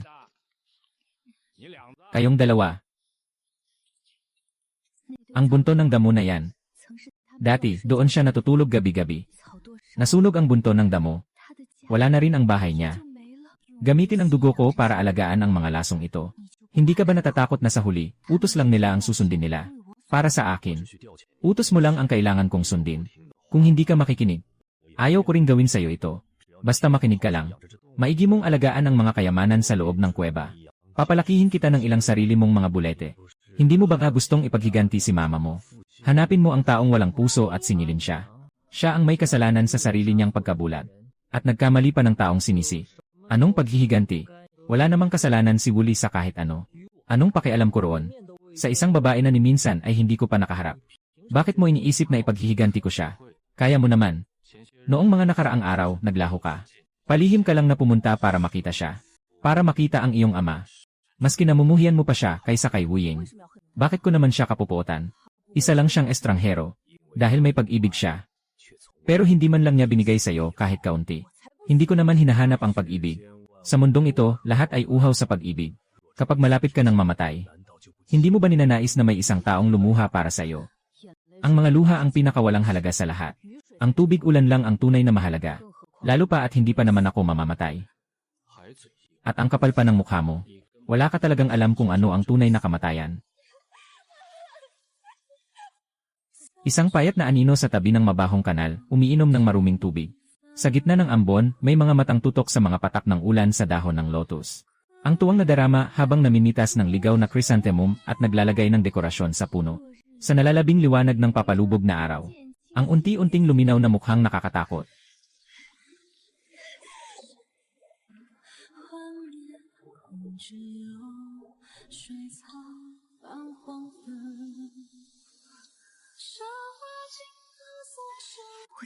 Talagang nakasalubong ko siya.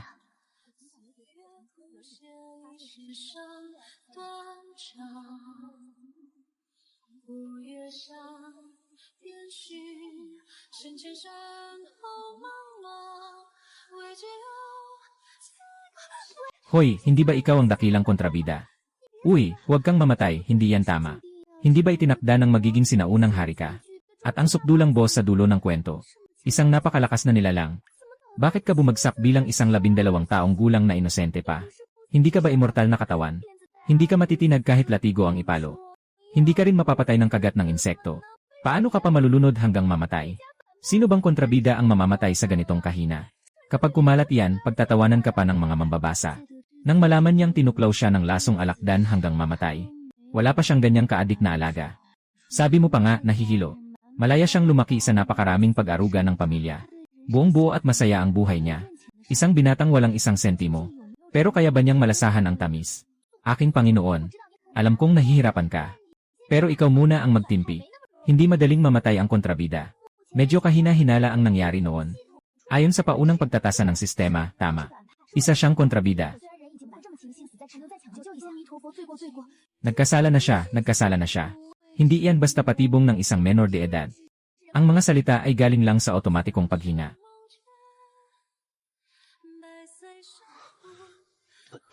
Ang tanga. Buksan mo ang mata mo at tingnan mong mabuti. Ano ang nasa harap mo?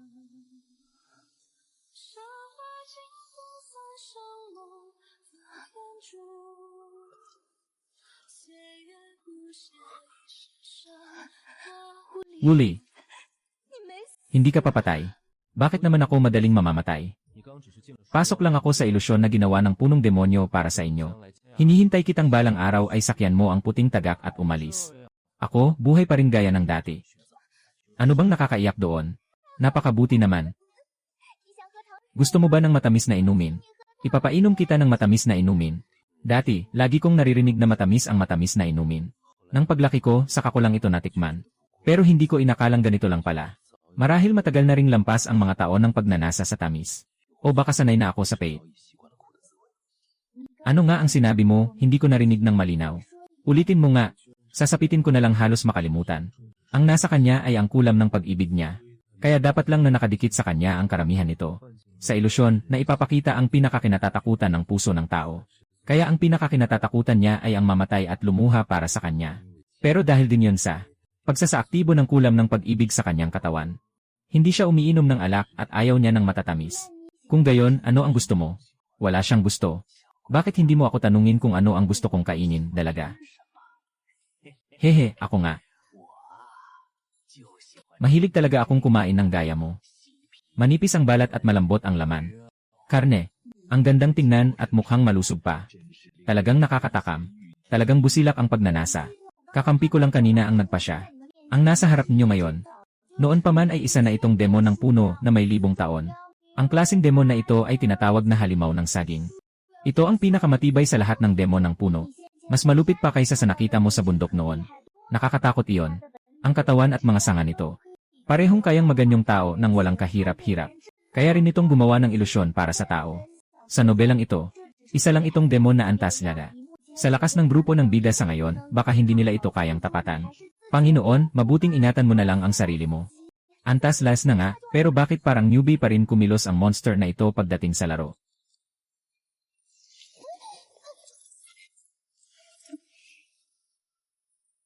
Baka ipinagpalit ka na talaga ng lumang demonyong iyan. Hindi siya kung sinong kusinero. Buntis siya. Baka hindi babagay sa tiyan mo. Ang katawan niya ay marumi na, nakakawalang gana talaga. Sa tingin ko, ang isang batang gaya niya ay nasanay ng gawin ang mga masasamang bagay na yon. Talagang salat na salat sa asalang panahon. Ikaw ang marumi, pati buong pamilya mo marumi. Ikaw na matandang halimaw. Hindi mo ba alam ang tamang kalinisan at paggalang sa sarili? Hindi man lang naliligo. Kaya pala bulok at mabaho ang mga sanga. Pati balat ng puno ay kasing bulok na. At ikaw pa ang may lakas ng loob na mandiri sa iba. Pinakakinaiinisan ko ang ganyang uri ng bagay na walang alam sa kalinisan. Aba, mas mahina pa ang tapang kaysa sa isang daga. Kumapit siya sa katawan niya at nanginginig sa takot. Pero hindi maliit ang ugali niya. Malaki na siya. Hindi pa ako nakakita ng babaeng mas mahilig magalit kaysa sa kanya. Palagay ko, ganito talaga ang mga babae sa gitnang kapatagan. Ganyan pala siya kadiri. Kung nakita niya siyang nakalublob sa putik noong bata pa siya, uminom ng maruming tubig at nakipaglaro sa aso. Hindi ko maisip kung gaano kasama ang magiging pagkasuka niya.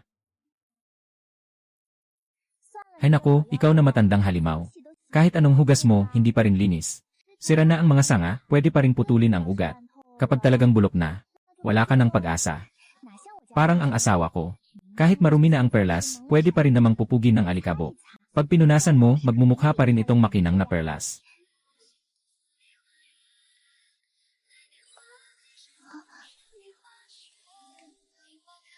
At paano mo malalaman kung ano ang hitsura ng perlas kapag hiniwa na? Ano ang hitsura nito? Baka mas marumi pa kaysa sa alikabok na nakapatong dito. Bulok na bulok at hindi na matanggal ang baho. Isang tingin mo pa lang, gusto mo nang sumuka. Hindi naman mahirap. Buksan mo muna para masilip ko. Gaano ba talaga kadumi o kabulok ang loob? Kailangang makita ko mismo para malaman ko. Kaya pa ba itong linisin at pulutin? Huwag kang maginarting ganyan, asawa ko. Tayo ba, sino bang sumusunod kanino? Ipakita mo nga sa akin kung paano. Ay, may baby na tayo ngayon. Ano pa ang ikinahihiya mo? Ha, asawa ko, bakit ang pula ng mukha mo? Pati tenga mo namumula na. Naglalagnat ka ba? Sapat na.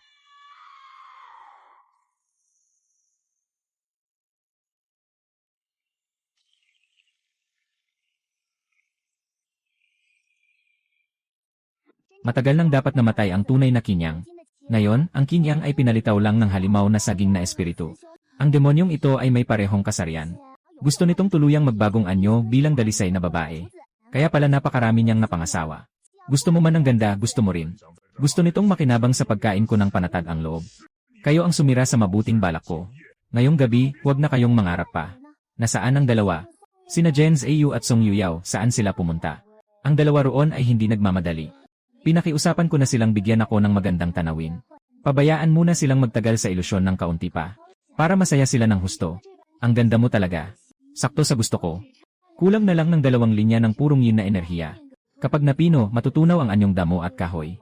Bigyan mo ako ng isang perpektong anyo ng dalaga. Sinira mo ang lagusan ko sa ilusyon. Mas mabuting putulin na lang ang pagnanasa sa harap ng mata. Sundin mo ang pagsasanay ko ng mga anting-anting. At saka ka mamuhay ng malaya at walang kapantay. Hindi ba mas mabuti iyon kaysa masadlak sa makamundong gulo at kaligayahan? Ano bang mapapala mo kung sumunod ka sa akin? Siyempre, ililigtas ko ang buhay mo. Aalagaan talaga kita ng maigi. Malaya at masayang mabuhay. Haha, sa tingin ko, ikaw ang pinakabagay sa akin. Batang Panginoon, hindi pa tayo nag-uusap para magbilangan. Wala kang puwang para tumanggi. Hindi ako pumapayag. Siya ay akin. Huwag mong tangkaing diktahan ang pasya ko. Antas laga ulit, ano na naman yon, hehe. Panginoon ng tahanan, handa ka bang lumaban hanggang kamatayan sa isang sabupaan? Panginoon ng tahanan, mukhang determinado kang lumaban hanggang dulo. Halos maagaw na sana sayo.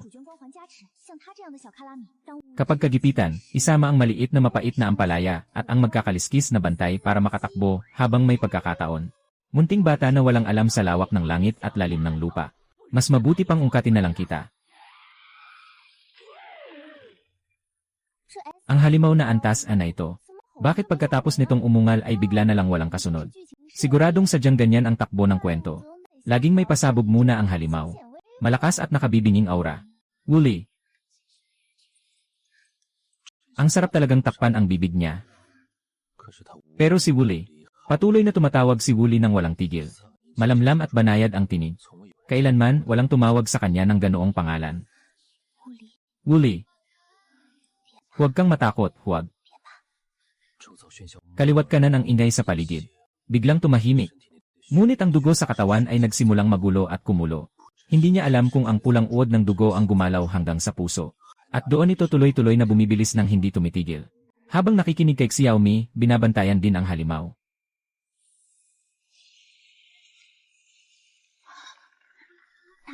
Nabarahan ang malaking pinto. Pero sa timog kanlurang sulok may butas ng aso. Sa takdang sandali, ang bilang ay 1, 2, 3. Doon ka dumaan. Ikaw ang mauuna, ako ang susunod. Lene. Maliit na maliit pa ang loob pero matapang na magpumilit sa buhay. Tumalon siya palabas ng butas ng aso. At siya rin ang inakalang makakalabas. Sige, maghihintay ako. 1, 2, 3.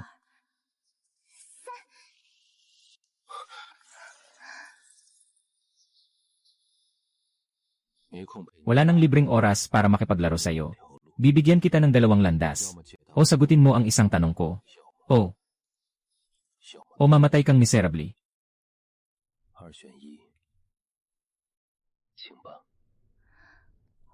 Mabuhay ng mahigit 1,000 taon. Lumingon siya at tiningnan ang matabang binatang ito.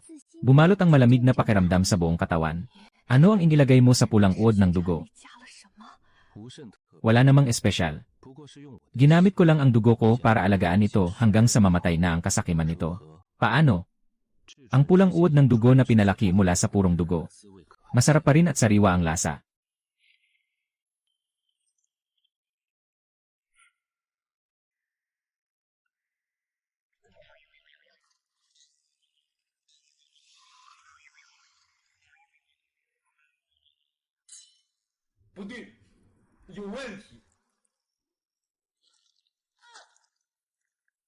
Sabi niya, paggising niya, nakahiga siya sa tigre na tinupuan ng lobo. Siguradong walang patid at tapos na ang lahat. Sa sobrang ingay, iiyak ka na lang nang hindi tumitigil. Nagpapahid ng luha at sipon sa damit ko. Naku!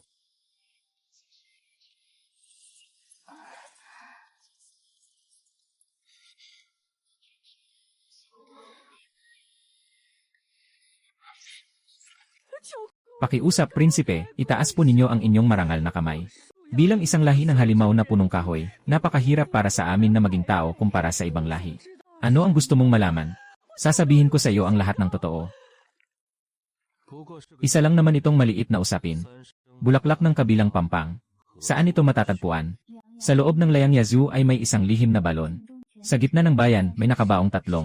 Sa gilid ng bato, doon tumutubo ang bulaklak ng kabilang pampang.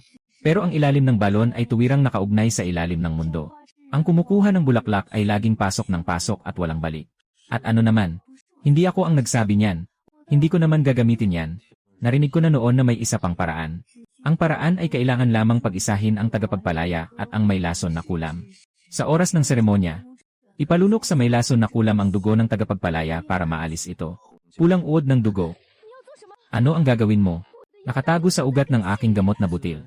Siyempre, bubunutin ko at dudurugin ang kulam. Natanong mo na ang lahat ng dapat itanong. Kung ganoon, wala ka ng silbi.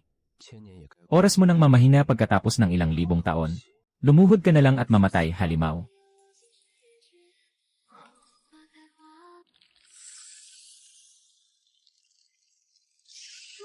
Kuya, ayos ka lang ba?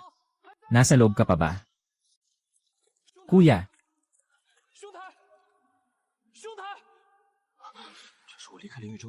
Ang unang malaking halimaw na nakasalubong namin. Hindi pa ang dating mga maliliit na engkanto o hamak. Nakasakit pero hindi nakamamatay. Ano ba ang isinisigaw mo? Sigaw ng kaluluwa ba yan? Unahin nating tugisin ang saging na engkanto. Halimaw, napakalupit mo. Ngayon, kahit mamatay ako rito, dapat ko ring ipatupad ang katarungan ng langit. Kung hindi dahil sa halimaw na ito, hindi sana napilitang mapangasawa rito ang halimaw. Ang mga naunang bagong babae at ang binatang iyon.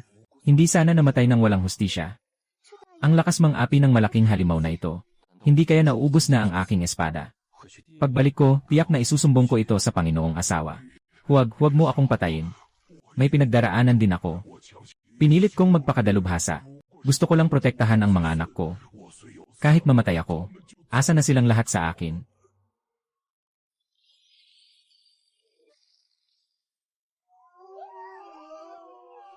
Mukhang may bitak na ang halimaw na butil na ito. Kaya pala napakahina niya. Isang hagupit lang, bagsak agad. Ano pa ang hinihintay mo? Bilisan niyong wasakin ang halimaw na butil. Yaw, sa harap ng mga batang ito. Talagang hindi ko magawang sumaklaw. Kung ganoon, ako na ang papalit sa'yo. Aray aray aray. Sige na nga, hindi ko talaga kayang sumaklaw. Mas mabuti pang iwi na lang ang gamot na butil na ito at ipaayos sa guro. Ha? Talagang nakakatulog siya. Bakit ka naman tumatawa? Ano naman at napakasaya mo? Nakalabas na tayo. Kuya, buti na lang at wala kang nangyari. Akala ko huli na ako. Kung hihintayin pa kitang sumagip sa amin, baka matagal na kaming wala. Ay, Xiaomi, paano ka napunta rito? Ay, kailan ka sumunod? Nang marinig kong may taong nasa panganib dito. Kaya sinundan kita rito ng walang sabi-sabi. Marunong ka bang lumaban o gumagamit ng mahika? Kahit alin wala ako niyan, wala rin akong proteksyon sa sarili. Alam mo nang delikado. Bakit ka pa sumugod? Hindi ka ba natatakot na may mangyari? Siyempre, hindi siya natatakot. May mga taong talagang may takdang oras na lang sa buhay. Kapag may narinig kang delikado, dun ka agad sumiksik. Parang hinahabol ng kapalaran. Kung gusto mo pang mamatay sa susunod, tandaan mong umaga ka dapat bumati. Pag alis ni Wooly, sinabihan na nga akong bumalik ako sa silid. Ako ba ang hindi nakinig? Pasensya na. Wooly, nahuli ako ng dating. Mahirap ang sinabi mo kanina. Baka nasobrahan ang sinabi ko. Basta ligtas ang lahat, ayos na. Magino ang lalaki, hindi niya pinapansin ang asawa niya. Buntis pa si Xiaomi. Mas maaga mo siyang iuwi para makapahinga. Palang isa palang batang mag-asawa. At anak pa nga ang mayroon na. Nagugulat siya kung isipin ni Wooly. Sa huli, nasa orihinal na akda rin. Matagal nang pinag-isipan ni Wooly ang pagtatanim ng kulam ng pag-ibig kay Song Yuyao. Mas lalo pa dahil sa pag-ibig na nauwi sa put. Gamit ang lahat ng paraan, gusto niyang wasakin si Jiang Ziyu. Kailangan niya itong pigilan. Kailangan niyang baguhin. Pero hindi man lang pinansin ni Wooly si Song Yuyao. Malalim na ang gabi. Hindi naman sanay si Mi sa sining ng pakikipaglaban. Hindi rin ako kasing tibay ninyo. Kapag nagkasipon o nilagnat. Para sa bata sa sinapupunan, masama ang lahat. Ano bang masama? Mas mabuting pansamantala munang itabi. May ama ka ba? Ano ang ibig mong sabihin ni Kuya? Natural na meron. Matagal nang alam ng binatang ito na ako ang Panginoon ng rehiyon ng Pakpak. Sino ba sa mundong ito ang hindi sumusunod sa aking gabay? Bagaman marupok ang katawan ng Panginoon, nananatili pa rin siyang malakas. Pero bakit niya pa inusisa ang ganoong nakakasakit at mapanganib na tanong? Hindi ba tinuruan ka na huwag makialam sa usapang iba? Ang dakilang Panginoon ng isang buong rehiyon. Pati sariling anak ay hindi maayos ang pagpapalaki. Baka sakaling anak lang ang kaya niyang ipadala at hindi mahalin. Bagamat ako ang Panginoon ng mataas na katayuan. Mula pagkabata ay pinalaki akong may dangal at paggalang. Pero lagi rin akong nagsasanay ng pagpipigil ng loob. Kaya kong tiisin ang hindi kayang tiisin ng karaniwang tao. Kaya ko ring tiisin ang masamang pakikitungo ng iba. Baka pwede na akong umatras. Kung hahayaan mo lang akong maramdaman ang malamig at malambot mong damit. Pero kung tungkol ito sa aking ama, ipagtatanggol ko ang aking panig. Siya ang pinakamabuting ama sa mundo. Sa hampas ng hangin sa gabi, parang may tahimik na talim na dumidikit sa pagitan ng dalawa. Sa isang kisap mata, parang gumuho ang buong palasyo. Huwag kang magdamdam, sige na. Sa susunod, hindi na ako basta tatakbo.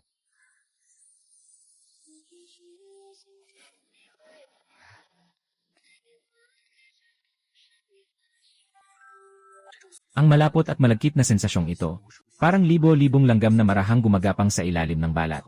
Wala pang taong humawak sa kamay ko ng ganito. Wala rin kailanman na humarang sa ganitong malapit at mapagkalingang paraan. Hinila ang mga daliri palabas. Ang dulo ng aking mga daliri. Sa hangin, ang sinag ng araw ay malalambot at maalat pa. Ngunit sa sandaling iyon, mas malamig pa siya kaysa sa akin. Gusto ko siyang yakapin. Malalim na ang gabi. Hindi siya marunong sa pakikipaglaban. At hindi rin siya marunong sa salamangka. Suot lang niya ang isang manipis at magaan na palda. Nahinipan ng hangin ng matagal ng ganoon. Hindi niya namalayan, nabasa na siya ng tuluyan. Nang sumayad sa balat ang lamig, lalo na sa dalawang manipis at malalambot na kamay na yon, na mukhang hindi pa kailanman nahawakan ng tubig ng tagsibol. Baka raw galing siya sa isang mayamang pamilya sa gitnang kapatagan. Isang munting prinsesang tumakas sa bahay. Ang gulo nito, ako na lang ang tatanggap. Tara na. Sinabi kong umalis ka, hindi ko ba narinig? Yaw, pwede bang huwag masyadong magaan sa susunod? Baka matulala pa ako. Hindi pwede, mula nang isilang ako, tigre na si nanay. Kung hindi ka kontento, wala namang kailangang habulin mo pa ako ng hanggang dito. Pumunta ka na lang at hanapin mo iyong mabait at masunuring kuneho. Hindi ako pupunta. Ang bait ni nanay na tigre. Ang astig ni nanay na tigre. Mula nang si Yaw ay isinama pabalik ni Liang Yazoo. At inutusan akong maghanda ng 1 buwan, hindi ko na siya muling nakita. Sa ngayon, hindi ko na siya mapapansin pa. Ang gusto ko lang ay huwag kang mawala sa paningin ko kahit isang hakbang. Ngayon na nabunyag na ang pagkakakilanlan ng aking yaw-yaw bilang pinuno ng angkan ng ribay. Matagal nang pumanaw ang totoong kilaw. Sa mga susunod na bagay, kailangan pa ring pag-usapan sa pinuno ng angkan. Sandali. Bakit manhid ang mga paa ko? At parang umiikot din ang ulo ko. Wuli, parang hindi lang pa ako ang manhid. Nilalagnat pa ako. Kawawang tanga. Kaya ko pa bang tumayo?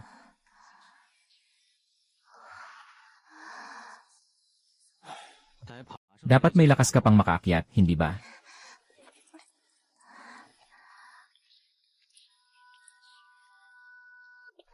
Bakit mo naman kailangang magsinungaling at sabihin buntis ka? Ay, matagal ko nang inasahan na tatanungin yan ni Wooly. Matagal ko nang inihanda ang mga sasabihin ko para sa kanya. Sa tingin niya, hinahangaan ko na siya. Kaya sinadya kong sabihin yon para putulin ang loob niya. Siya nga ay ang binatang Panginoon ng Ling Yuzhou. Paano ba ako hindi susunod? Kaya kailangan kitang pakiusapan na magpanggap na asawa ko muna. Isa ka bang baboy? Elnan. Magaan lang ako, okay.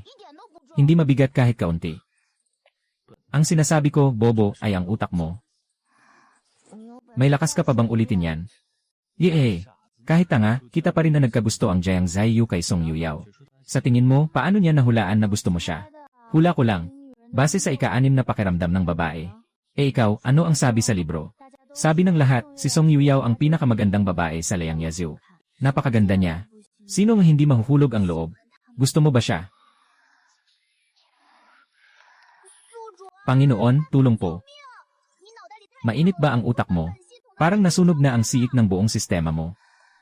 Bakit hindi ka sumagot, Wooly? Lanan. Ibig sabihin, inaamin mo na. Kaya pala ang lamig ng mukha niya kanina. Nagkunwari lang siyang gustong-gusto, pero hindi niya ipinakita ng totoo. Sa madaling sabi, nasabi ko na ang kasinungalingan. Ikaw na ang bahala. Tulungan mo akong punuin ang butas na hinukay ko. Ewan ko ba kung gaano kalungkot ang pagiging mag-isa. Ang tanga naman nito. Ang init naman, aabot yata sa 45 degree ang hot spring na ito. Sa ganitong init, maliligo ka talagang mahihilo. Hindi magtatagal, mapupuno ka ng pawis.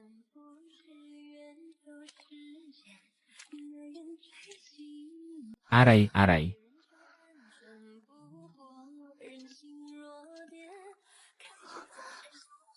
Ang linis at ganda ng katawan.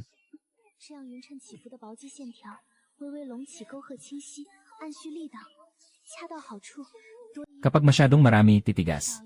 Kapag kulang naman, hihina.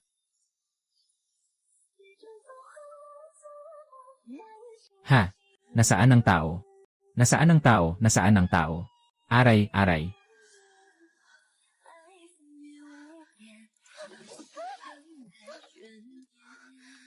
Mula nang maipit ako sa ilusyon ng dambuhalang halimaw na yon, paulit-ulit ko nang napapanaginipan ito. Marahil ay dahil sa huling sandaling nakadilat ako at natanaw ang fog na lumulubog sa ilalim ng tubig.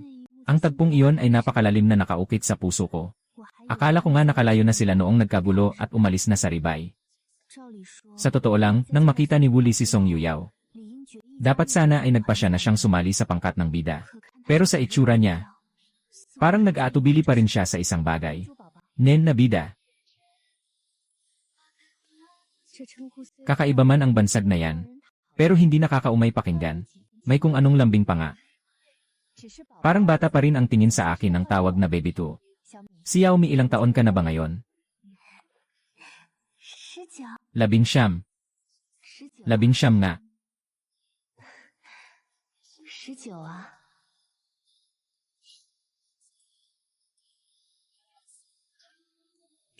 Mukhang hindi yata siya marunong makinig sa utos ni Kuya Jiang. 若胜马破，免又使唤。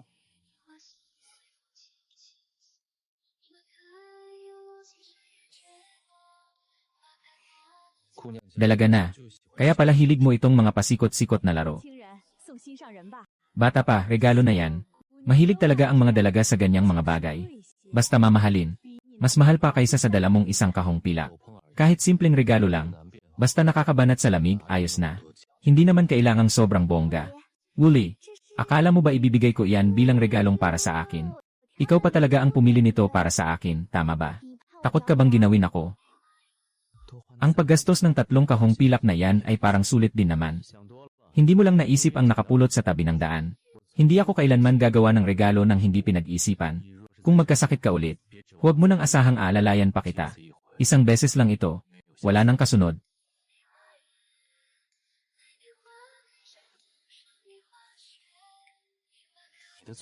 Sirang butas ba ang bibig mo? Kumakain ka ng ano, natatapon din kung ano. Salamat sa'yo, mahal kong asawa.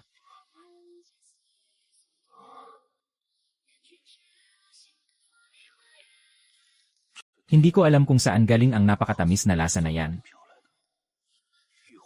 Talagang tinuruan niya ako ng sining ng pagkontrol ng apoy. Pero ang pagputok ng kumpol ng apoy kanina ay wala namang kinalaman sa akin. Kailan ba ako gumamit ng mahika o sumpa?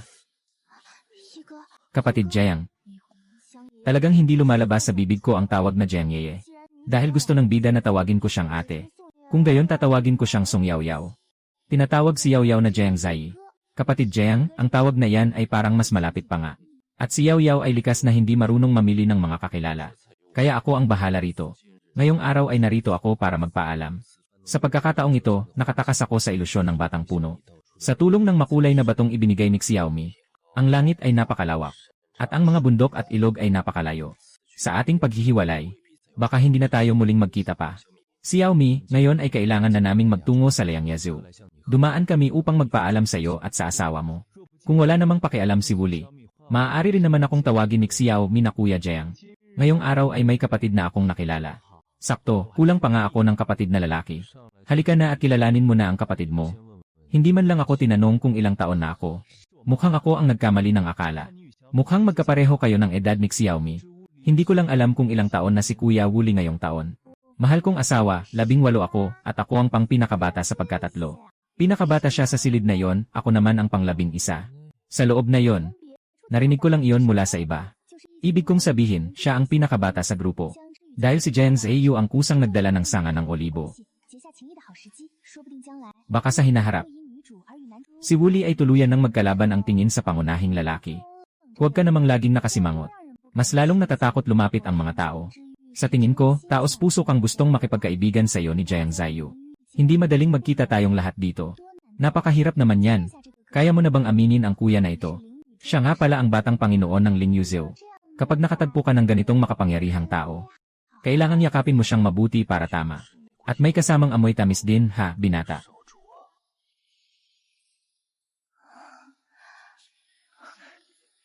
Kuya. Kuya.